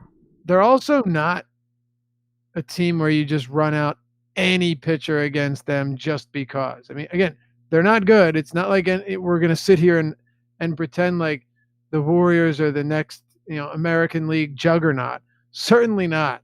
But they also have a little bit of pop. So, they're WRC plus against lefties this year, Josh. Without looking, where do you think it ranks? 4th from the bottom. It is actually 12th highest in the league. Damn. Yeah, 12th highest WRC plus on their active roster. No, I'm sorry. It's tied with the Phillies and Angels. So 10th highest. They have the 10th. They're top 10 in WRC plus against left-handed pitching this season. Their isolated slugging is middle of the road. It is smack dead in the middle. And their 333 weighted on base average ranks 12th. So will they strike out? Yes. But the Orioles have not been that bad against lefties. And one of the reasons for that is you've got guys like someone like Hanser Alberto, terrible against righties, has actually been good against lefties. Trey Mancini is a good hitter. I think we'd both agree. Jonathan Villar has been pretty decent himself. And then you've got a guy in Renato Nunez. Do you know he has 15 homers this season? All he does is dong, dong, dong, no matter what. That's right. So I'm just saying, man, like I'd rather have Oriole bats than Smiley. The problem is paying for them is really tough if you're on like DraftKings. I think it's totally site specific if you want to get O's bats in there. They are the second chalkiest stack on FanDuel as of right now. I'm assuming they're pretty affordable. And if that's the case, I totally understand it. Anytime your first 5 hitters go second, short, first, third catcher, and you're not priced in a really weird way, you're going to be pretty popular. And they are very easy to get to. Excellent run total. I totally agree with that sort of chalkiness. Why do 12% of the people want to roster Drew Smyly on DraftKings? This dude is terrible. I don't His get FIP it. this season is 6.66. Jeez. He's been atrocious. So no, I would much rather have Ronaldo Lopez than Drew Smyly. But is it just like, it's an Orioles thing? I have no idea. It's in Texas. I don't get it. It's not like this game is played in a pitcher's park. No, it's going to be 87 degrees at first pitch. I mean, listen, I'm with you here, and I totally agree with the ownership on FanDuel. I'll also just throw it out there. Their ownership on DraftKings, do you have it? Yeah, so they are 4th highest on DK right now. I was hoping they'd come in lower. I mean, because I like them here. Same. I like them in this spot, and Drew Smiley, especially with ownership. My God. Yeah, I wouldn't be shocked if the Orioles if Smiley keeps that ownership. I wouldn't be shocked if the Orioles end up as my top stack today. I could very much see that being the case, even paying up for them a little bit. And here's why I don't hate it that much. Like Mancini, you're not hoping that he gets 3 doubles because he can't hit home runs. No. Same with Nunez. And Hanser Alberto is pretty cheap, so it doesn't matter anyway. These guys, and you also made a great point, they stack really nicely as well. Yeah. Even they're fantastic on DK. First 3 guys all have dual eligibility. You can't beat that, man. Really easy to get to. And Villar's got that speed on the base paths, 11 swipes this year. He's hit 22 extra base hits. He can get it done in a variety of ways. Yeah, man, I like him. Give me some thoughts on the Rangers while I go to fill this water so I can maintain my voice for the next half hour. You got it. So one of the higher totals on this slate, Dylan Bundy is, use this word a lot, one of the more enigmatic pitchers in the league. You don't know what you're going to get from this guy. He's got a 13.3% swinging strike rate, which is borderline elite. Sitting at, let's see, 1, 2, 3. I'm not going to count. I'm going to count Smeltzer. He's at 14.6. So 1, 2, 3, 4, 5, 6 highest swinging strike rate on this slate. 30% called strike plus swinging strike rate. Really decent missed bat numbers for Bundy. 31% strikeouts against righties. Only 15 against lefties. Been much better against righties this year in that department, which is where it kind of gets interesting. Because I want you to hear this, Josh. This is where it gets really interesting for Ranger bats. Bundy's got really good swinging strike stuff. Yep. But he strikes righties out at a super high clip. He's also giving up a ton of power to righties. 2.78 home runs per 9, 10 home runs and 135 plate appearance or batters faced. Against lefties, he's only striking them out at 15%, literally half the strikeout rate he has against righties. But he's also giving up far less power. 152 ISO, 289 WOBA, and 1.01 home runs per 9. So striking way more righties out, but giving up way more home runs. Striking far fewer lefties out, but not giving up any power, going up against the lefty-heavy Rangers team. So I have no interest in Bundy, but is he going to continue limiting left-handed power? If he does, then it could end up being a tough spot unless you're getting in guys like Pence and Andrews. Very weird spot here and a weird season thus far from Bundy when you really break down these numbers. It really is. This is a terrible spot for Dylan Bundy, and there's not really that much ownership going to the Rangers bats. Yeah. I mean, I think that Bundy has great stuff, but he has shown over the past couple of years that home runs, he gives those away like for free. Yeah, like the greatest. I don't know what words I'm looking for. He gives them away a lot, like people that give things away a lot. Yes, whatever that word is. So like Chu, Mazzara, Odor. I can't say Danny Santana. I'm not going to spend $5,300 on Hunter Pence because it's not 2011, but I can see myself getting to a little bit of Rangers just because of the way this park plays. Yeah, no Joey Gallo doesn't help, but it's a weird spot for Bundy, man. You would think that, explain how often do you see a guy that's striking out a third of the righties he faces, but giving up a ton of home runs, but then he's not giving up any home runs to the guys that every ball is put in play. Right? Not often at all. Really weird. Do you have a favorite bat in this game? A lot of them are probably site specific, but okay. I like Oriole bats more than I like Ranger bats. Same. Yeah, I do. I think Elvis Andrews, by the way, on DraftKings, his price is come down a bit. 4,500 is a lot more reasonable than it's been. Yeah, that is a nice price. It's only $12 on Yahoo too, if you're interested. That's super cheap. Yeah. Cardinals and Reds. 4.1 run implied total for the Cards, 4.4 for the Reds, 53% chance to win for Cincinnati. How do you say this dude's name? Not Genesis, but whatever, however he pronounces it. Cabrera. Yeah, I'm going to go with Genesis. Yeah, so am I. It's not that, but I don't care. I know. I'm going to tell you right now. It's Genesis. Yeah, sure it is. Luis Castillo going for the Reds. Castillo, $48 on Yahoo, $9,300 on FanDuel, 10-1 on DK. He's not getting any ownership whatsoever. It's a scary spot. I think the Cardinals are solid. But I think the Castillo works as like a large field GPP pivot.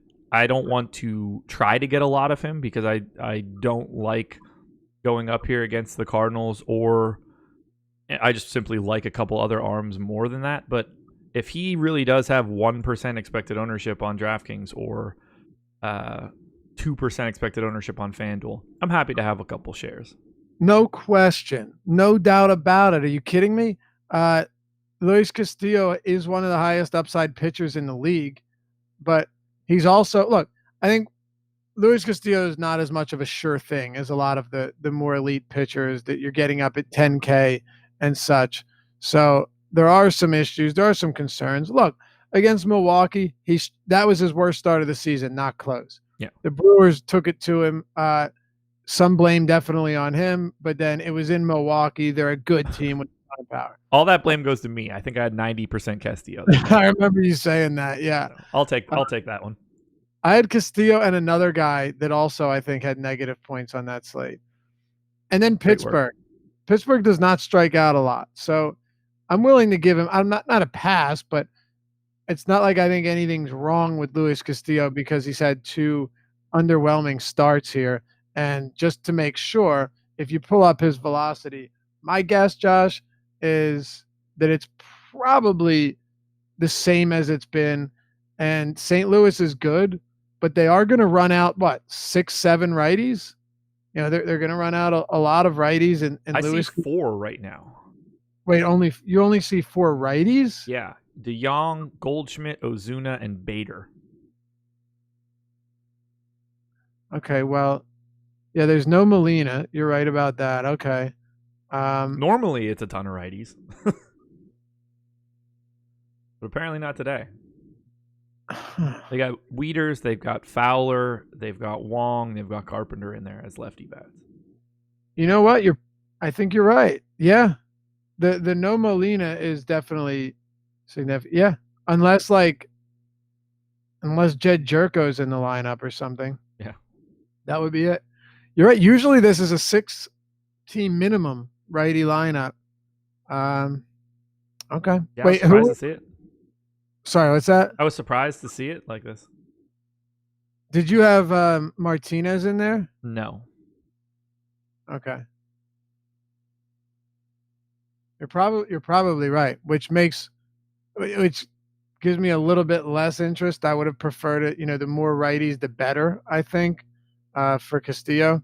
But it's not like you're going to turn away from it either. He's still striking lefties out at 28%. The problem is he's walking them at a really high clip this year. What are your thoughts here on Castillo? He's reasonable in large field GPPs or as a pivot to some of the chalky pitchers. I don't expect to get to a lot of him, though. At 10-1, I just don't really need to pay that price against the Cardinals. But his upside is the reason you take guys like him in GPPs. For sure. It's just, do you really want to pay 10-1 for Luis Castillo if you can pay, I don't know, 10K for Chris Paddock? Maybe. I'd rather just probably pay $900 more and get the Blake Snell.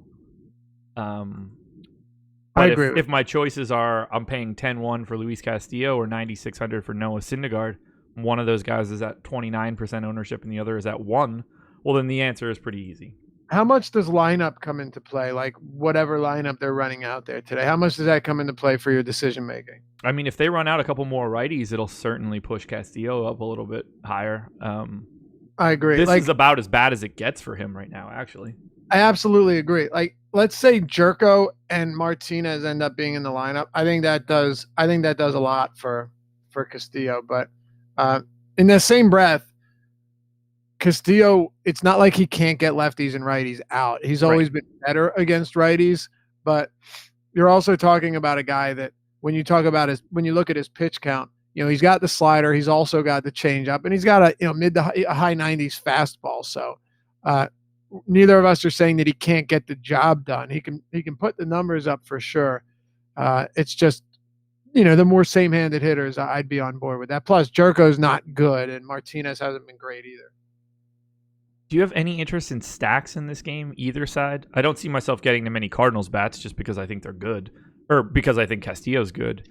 You can talk me into a little bit of the top of the Reds lineup, the Senzel, Votto, Suarez, Puig group of four, but man, after Puig, it really falls off into four dudes that are not good at baseball. Yeah, a little risk of some rain here. I don't think it's anything significant. Okay. Pricing would cut. If I wanted a team, let's say you're paying up for hitters and you needed a cheaper team, I'd be okay with that. I promise I'll go quicker with some of these other games, but this is really important, and I didn't want to forget about this. Genesis Cabrera, we talked about this last time in his first start.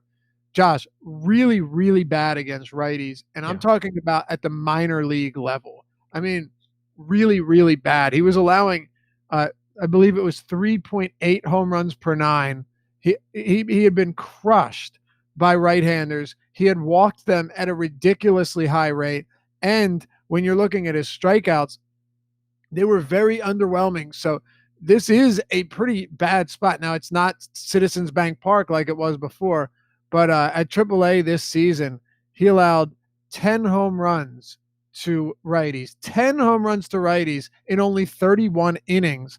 And he walked, 15 of them? So not good, not the best park, but if you can get some of these guys at a discount, and you can, Puig is very cheap. Senzel is a perfectly fine price. We talked about Peraza, actually, when we were fitting Milwaukee bats in. Suarez is only $4,500 on DraftKings. Come over to our sponsor, Yahoo, and he's a lot more expensive at $23. But nevertheless, this is actually a team that I have quite a bit of interest in against Cabrera. Yeah, I actually do, even though they're not the best offense against lefties, especially a homer-prone lefty. I like them. Yeah, I don't disagree. I really like that top piece of the order. They're not really getting any ownership outside of Puig. So it's definitely a spot that I want to look because I'm not worried about Cabrera at all. Right. Man, he doesn't miss that many bats, and he's homer prone. I'm not sure what else you can ask for. No, it's a really good setup. 7 righties plus Luis Castillo. Good luck to you, Genesis. Another big factor is Yadier Molina is still one of the best defensive catchers in the league. Yeah. Right? In terms of throwing runners out, I think it has more to do with actually, it's proven to do more to do with the pitcher, but a lot of guys still won't run when a guy like Molina is behind the plate. So having Matt Wieters back there is a whole lot less of a deterrent if you're a base stealer. And stolen bases, the value that they offer in stacks is pretty significant. Yeah, that's a really good point. Thanks for pointing that out.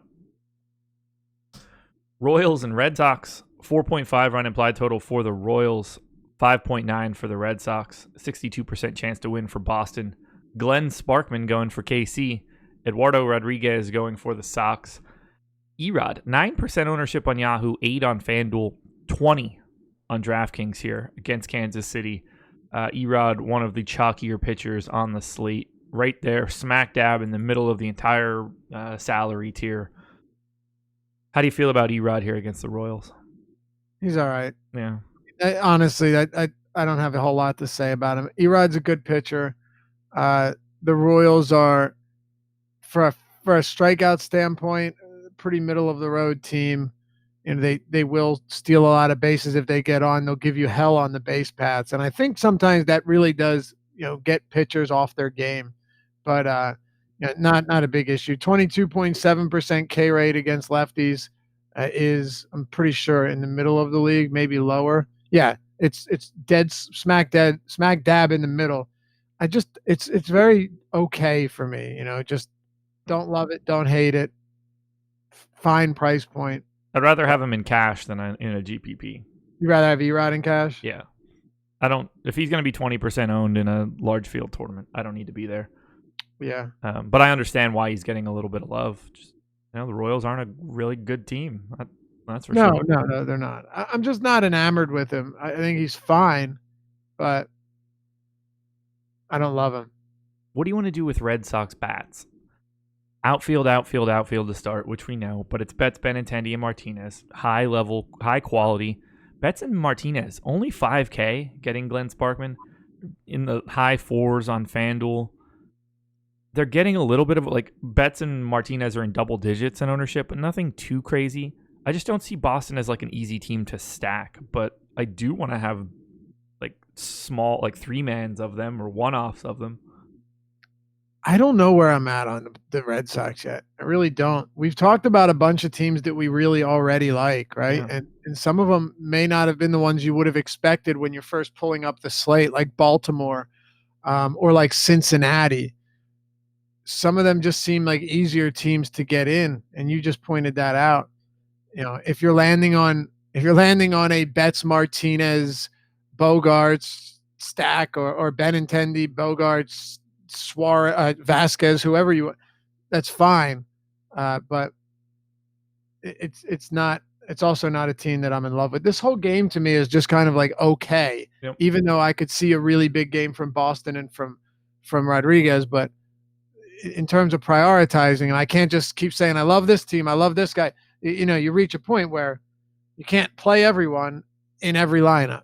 Right. Yeah, I don't get the sense that I'll have a lot here outside of Betts and JD popping up in as one-off outfielders. I'm with you. I don't expect to stack them, and I certainly don't want anything from Kansas City outside of Nicky Lopez at $7 on Yahoo if he is leading off. I don't care that it's lefty. Josh, what'd you say? What's Boston's ownership coming in at? Middle of the pack. They're 9th overall. They're at 5% aggregate. There are 4 teams that are at 5%, 2 more at 6, 3 more at 4. So they're just kind of jammed in the middle. Makes sense. Yeah. And no ownership whatsoever going to Kansas City, nor should it today.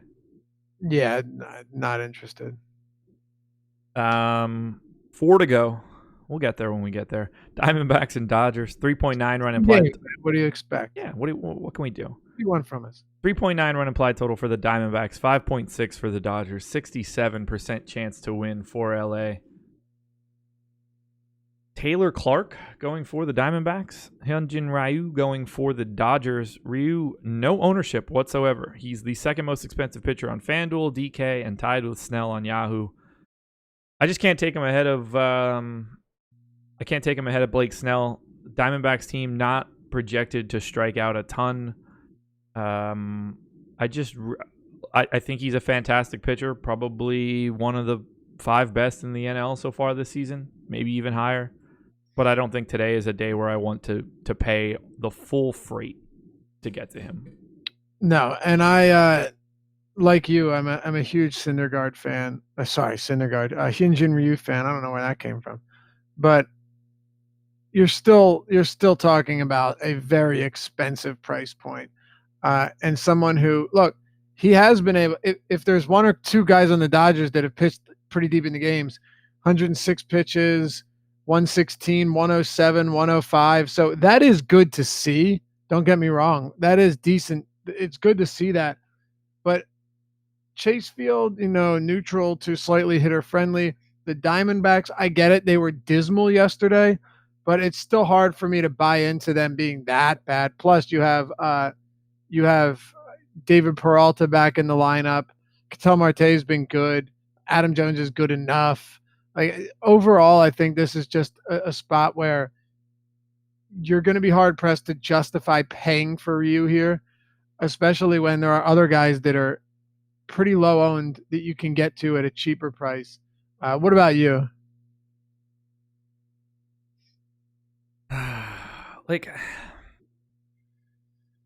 At first blush, it's I like Jock, I like Muncy, I like Bellinger, and it's okay, well, I just spent $17,000 on those 3 hitters. I need to figure out, what direction I need to go. And then it starts to feel a lot like trying to grab the power lefties from Milwaukee, only you don't get the same sort of ballpark boost. You get, at best, a league average ballpark for lefties. Yep. So it's tough. I love the hitters for the Dodgers, and there's clearly a power upside here. I don't really get the sense that I'll go too high on them, although I will say they grade out really well relative to salary. I just don't know that I'll get to as many Dodgers as I would like. I'm more likely to prioritize expensive pitching than the expensive hitting, and I think the Dodgers will be like the biggest team to get cut down from that. I wish they were playing in a slightly better park, but any amount of Dodgers that I get today, I will not be mad about. Neither would I. I mean, Bellinger, Peterson, I love them here. I love Seager, but Seager's price tag keeps creeping up now too, and that's making it difficult. Yeah. Right? I mean, Justin Turner, Max Muncy, it's very similar to what team were we talking about where they're all about to the Brewers. Yeah. And you were just talking about that. It is a perfect example.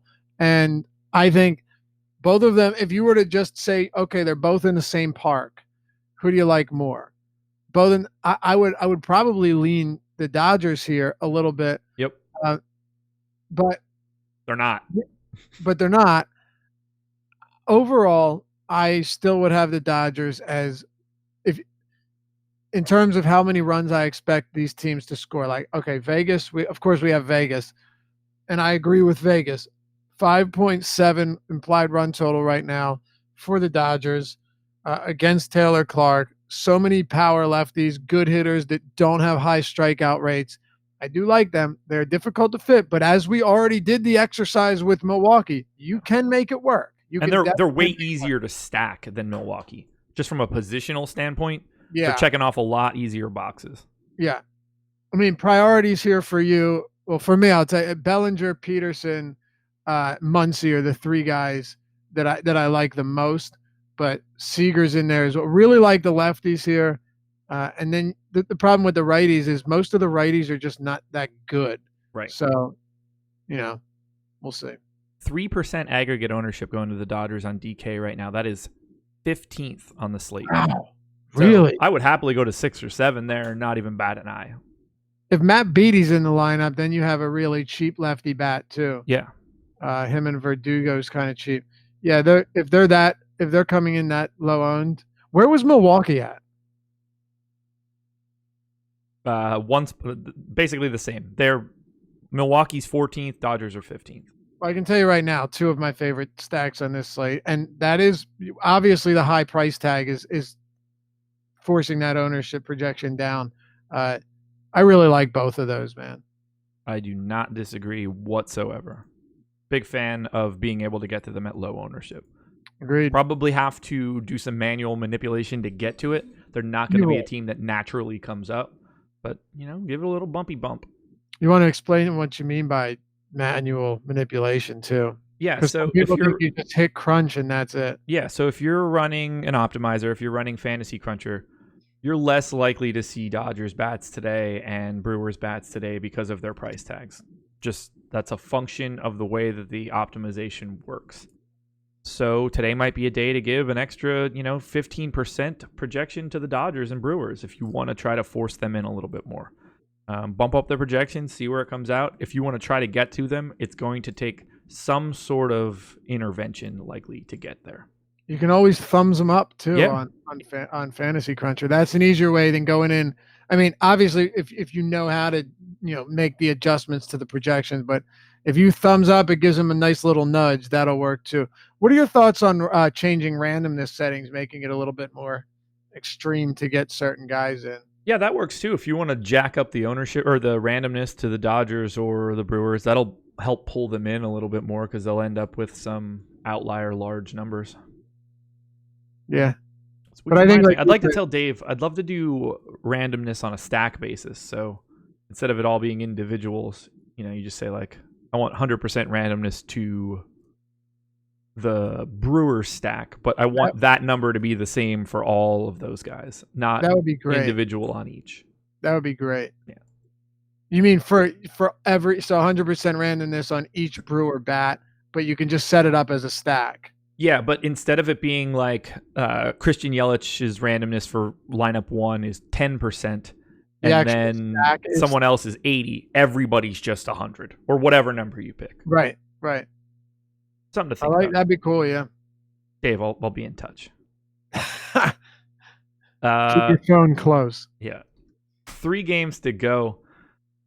Angels and A's. Angels 4.5 run implied total. A's 4.1. It's a 53% chance to win for the Angels. Griffin Canning going for LA. Frankie Montas going for Oakland. Neither guy getting any ownership. Neither guy is on my radar. Do you want Canning or Montas? I will say no, I don't want Canning. However, he has been his swing and miss stuff has been really good, and I am taking note. 15.1% swinging strike rate, 32% called plus swinging. 2 really, really solid numbers, man. Strikeouts against lefties, he's striking lefties out at 33%. Righties out at only 20%. Granted, not the biggest sample, 64 and 65 batters faced respectively. But if that continues, then I'd have a lot less interest, because you're going to get a lot of righties in this Oakland lineup, and they still have quite a bit of power. So I have a lot of respect for Griffin Canning. I do.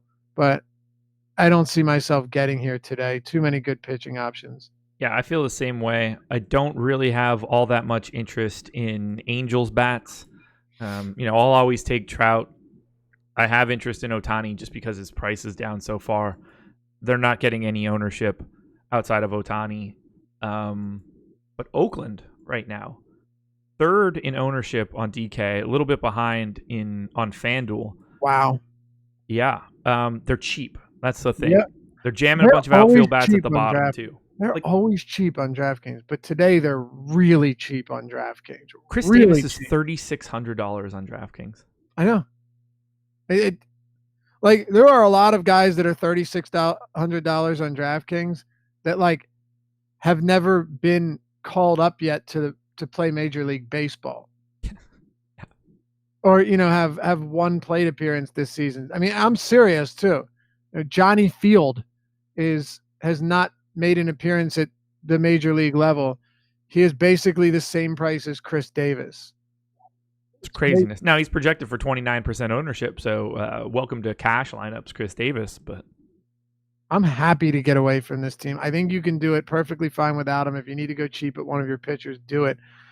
You want to play him in cash, fine, go ahead. But I'm not going to sit here and act like Griffin Canning doesn't have really good stuff and isn't a good pitcher. He's been good. He's looked good.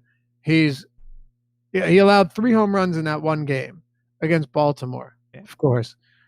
Outside of that, he's done a pretty solid job overall at limiting damage. So not really on either side in this one, even though they're cheap. And especially if they're going to be high owned just because they're cheap, then I'm good. Works for me. Got something up on the screen you guys should take a look at. We have a pinned tweet right now. We're doing another giveaway for Game 3 of the NBA Finals. So if you go to our Twitter handle, @Awesemo_com, check out the pinned tweet. You can win up to 3 months of Awesemo Plus if you get if you're closest to the Warriors total points in Game 3. So it's a $210 value. You have to reply with your guess.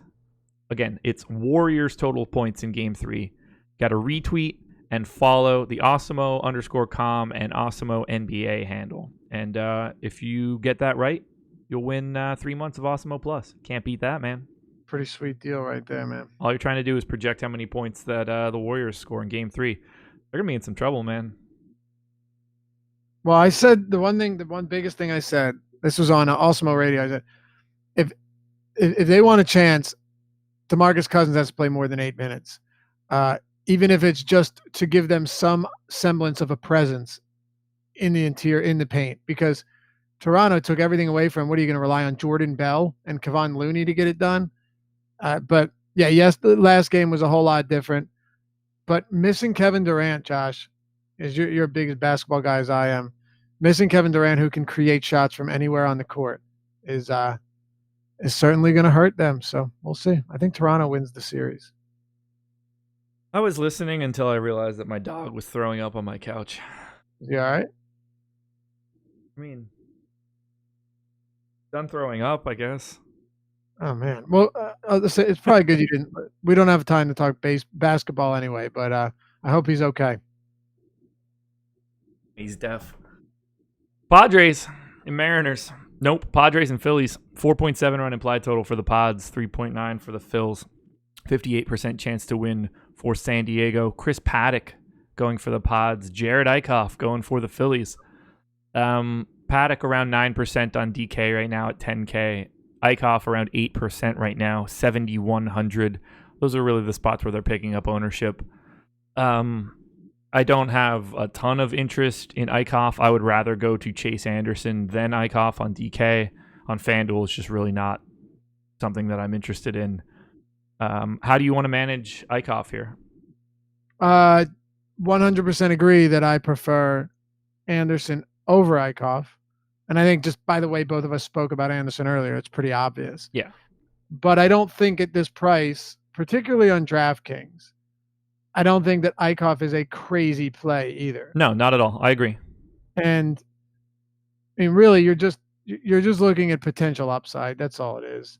11.2% swinging strike rate is pretty solid. He's got good enough strikeout stuff to where going up against a righty-heavy Padres team, he should be able to put decent numbers on the board. Now, the Padres have pop. Like, they can hit for power, and Eichhoff has, like most of this Philly staff, has had some homer issues. So I don't think the Padre bats are also a bad idea either, and I want to make that clear. I actually think Padre hitters are very intriguing in a spot like this. Eichhoff's home runs, listen to this, over his first 5 starts. You ready? 0, 0, 0, 0, 0. Over his last 4 starts, home run totals are 2, 3, 2, 3. Needless to say, something has not been right. Yeah. So he went from 0 over his first 5 to 10 over his last 4, Josh. Significant. Strikeout, swinging strikes, all of that's down. So while I think this could be a good bounce back spot for him, I'm also looking at a San Diego team that has power in Franmil Reyes, that has power in Hunter Renfroe, that has power in Manny Machado, 3,800 on DraftKings, might I add. These guys, to me, make for a very interesting stack, and I can't imagine their ownership is going to be that high. They are essentially, they're one spot behind the Dodgers, but they're at 2% aggregate, so below average exposure for the Pods. I like the idea of getting some Franmil Reyes, some Manny Machado, Eric Hosmer, getting a lefty-righty matchup. I don't mind having a little bit of the Padres. I would probably rather...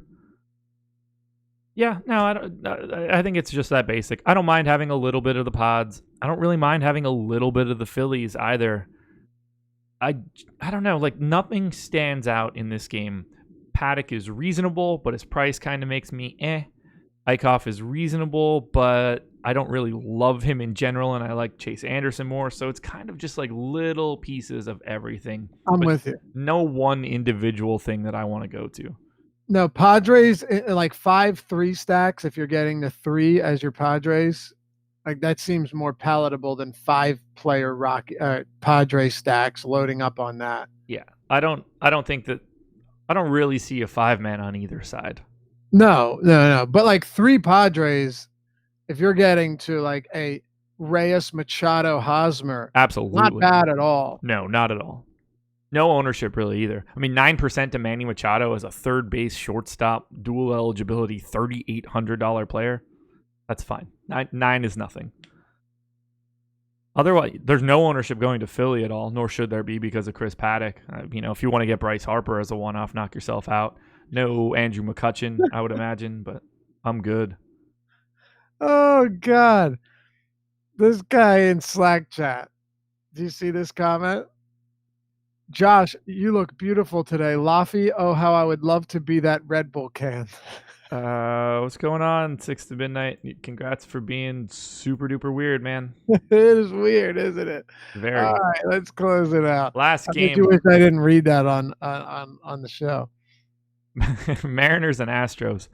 4.4 run implied total, maybe, for the Mariners. Do we have a line yet? I assume we don't. On the Mariners? Yeah. We have a line for wait, hold on. We didn't have one when I started. We still don't have one. We don't. Okay, yeah, I didn't know. I put it in at. What do you have it in at? So I use FanGraphs projections. So they have on their live scoreboard, they give like percent chance to win. But they also have Andrew Moore listed as the starter for Seattle right now. I have Neeson right now. It doesn't really matter all that much, but it's a slight lean to the Astros, and I don't expect a crazy run total either. No, we're not playing the Mariner starter no matter who it is. Of course not. I have the totals here for the Mariners. Now, obviously, like you said, we don't have them, but Mariners I have at. Oh man. Okay. At 4.3. What did you have in that? I have Astros 4.6, Mariners 4.4. 4.6. Okay, yeah. I had Mariners 4.3 and Astros at 4. Okay, sorry, man. 4.8. So. Yeah, not important. Do you want to play Wade Miley? That's really the question here. No. Okay. Neither do I. I think we're on the same page. You know, I said this yesterday.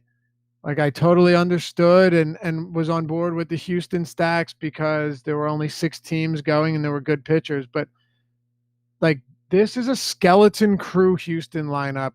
They are super shorthanded, and it's not a good lineup.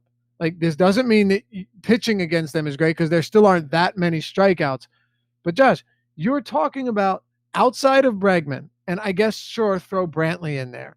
Derek Fisher, Gurriel's fine. Jake Mayfield, Miles Straw, Tony Kemp, Chirinos again, fine.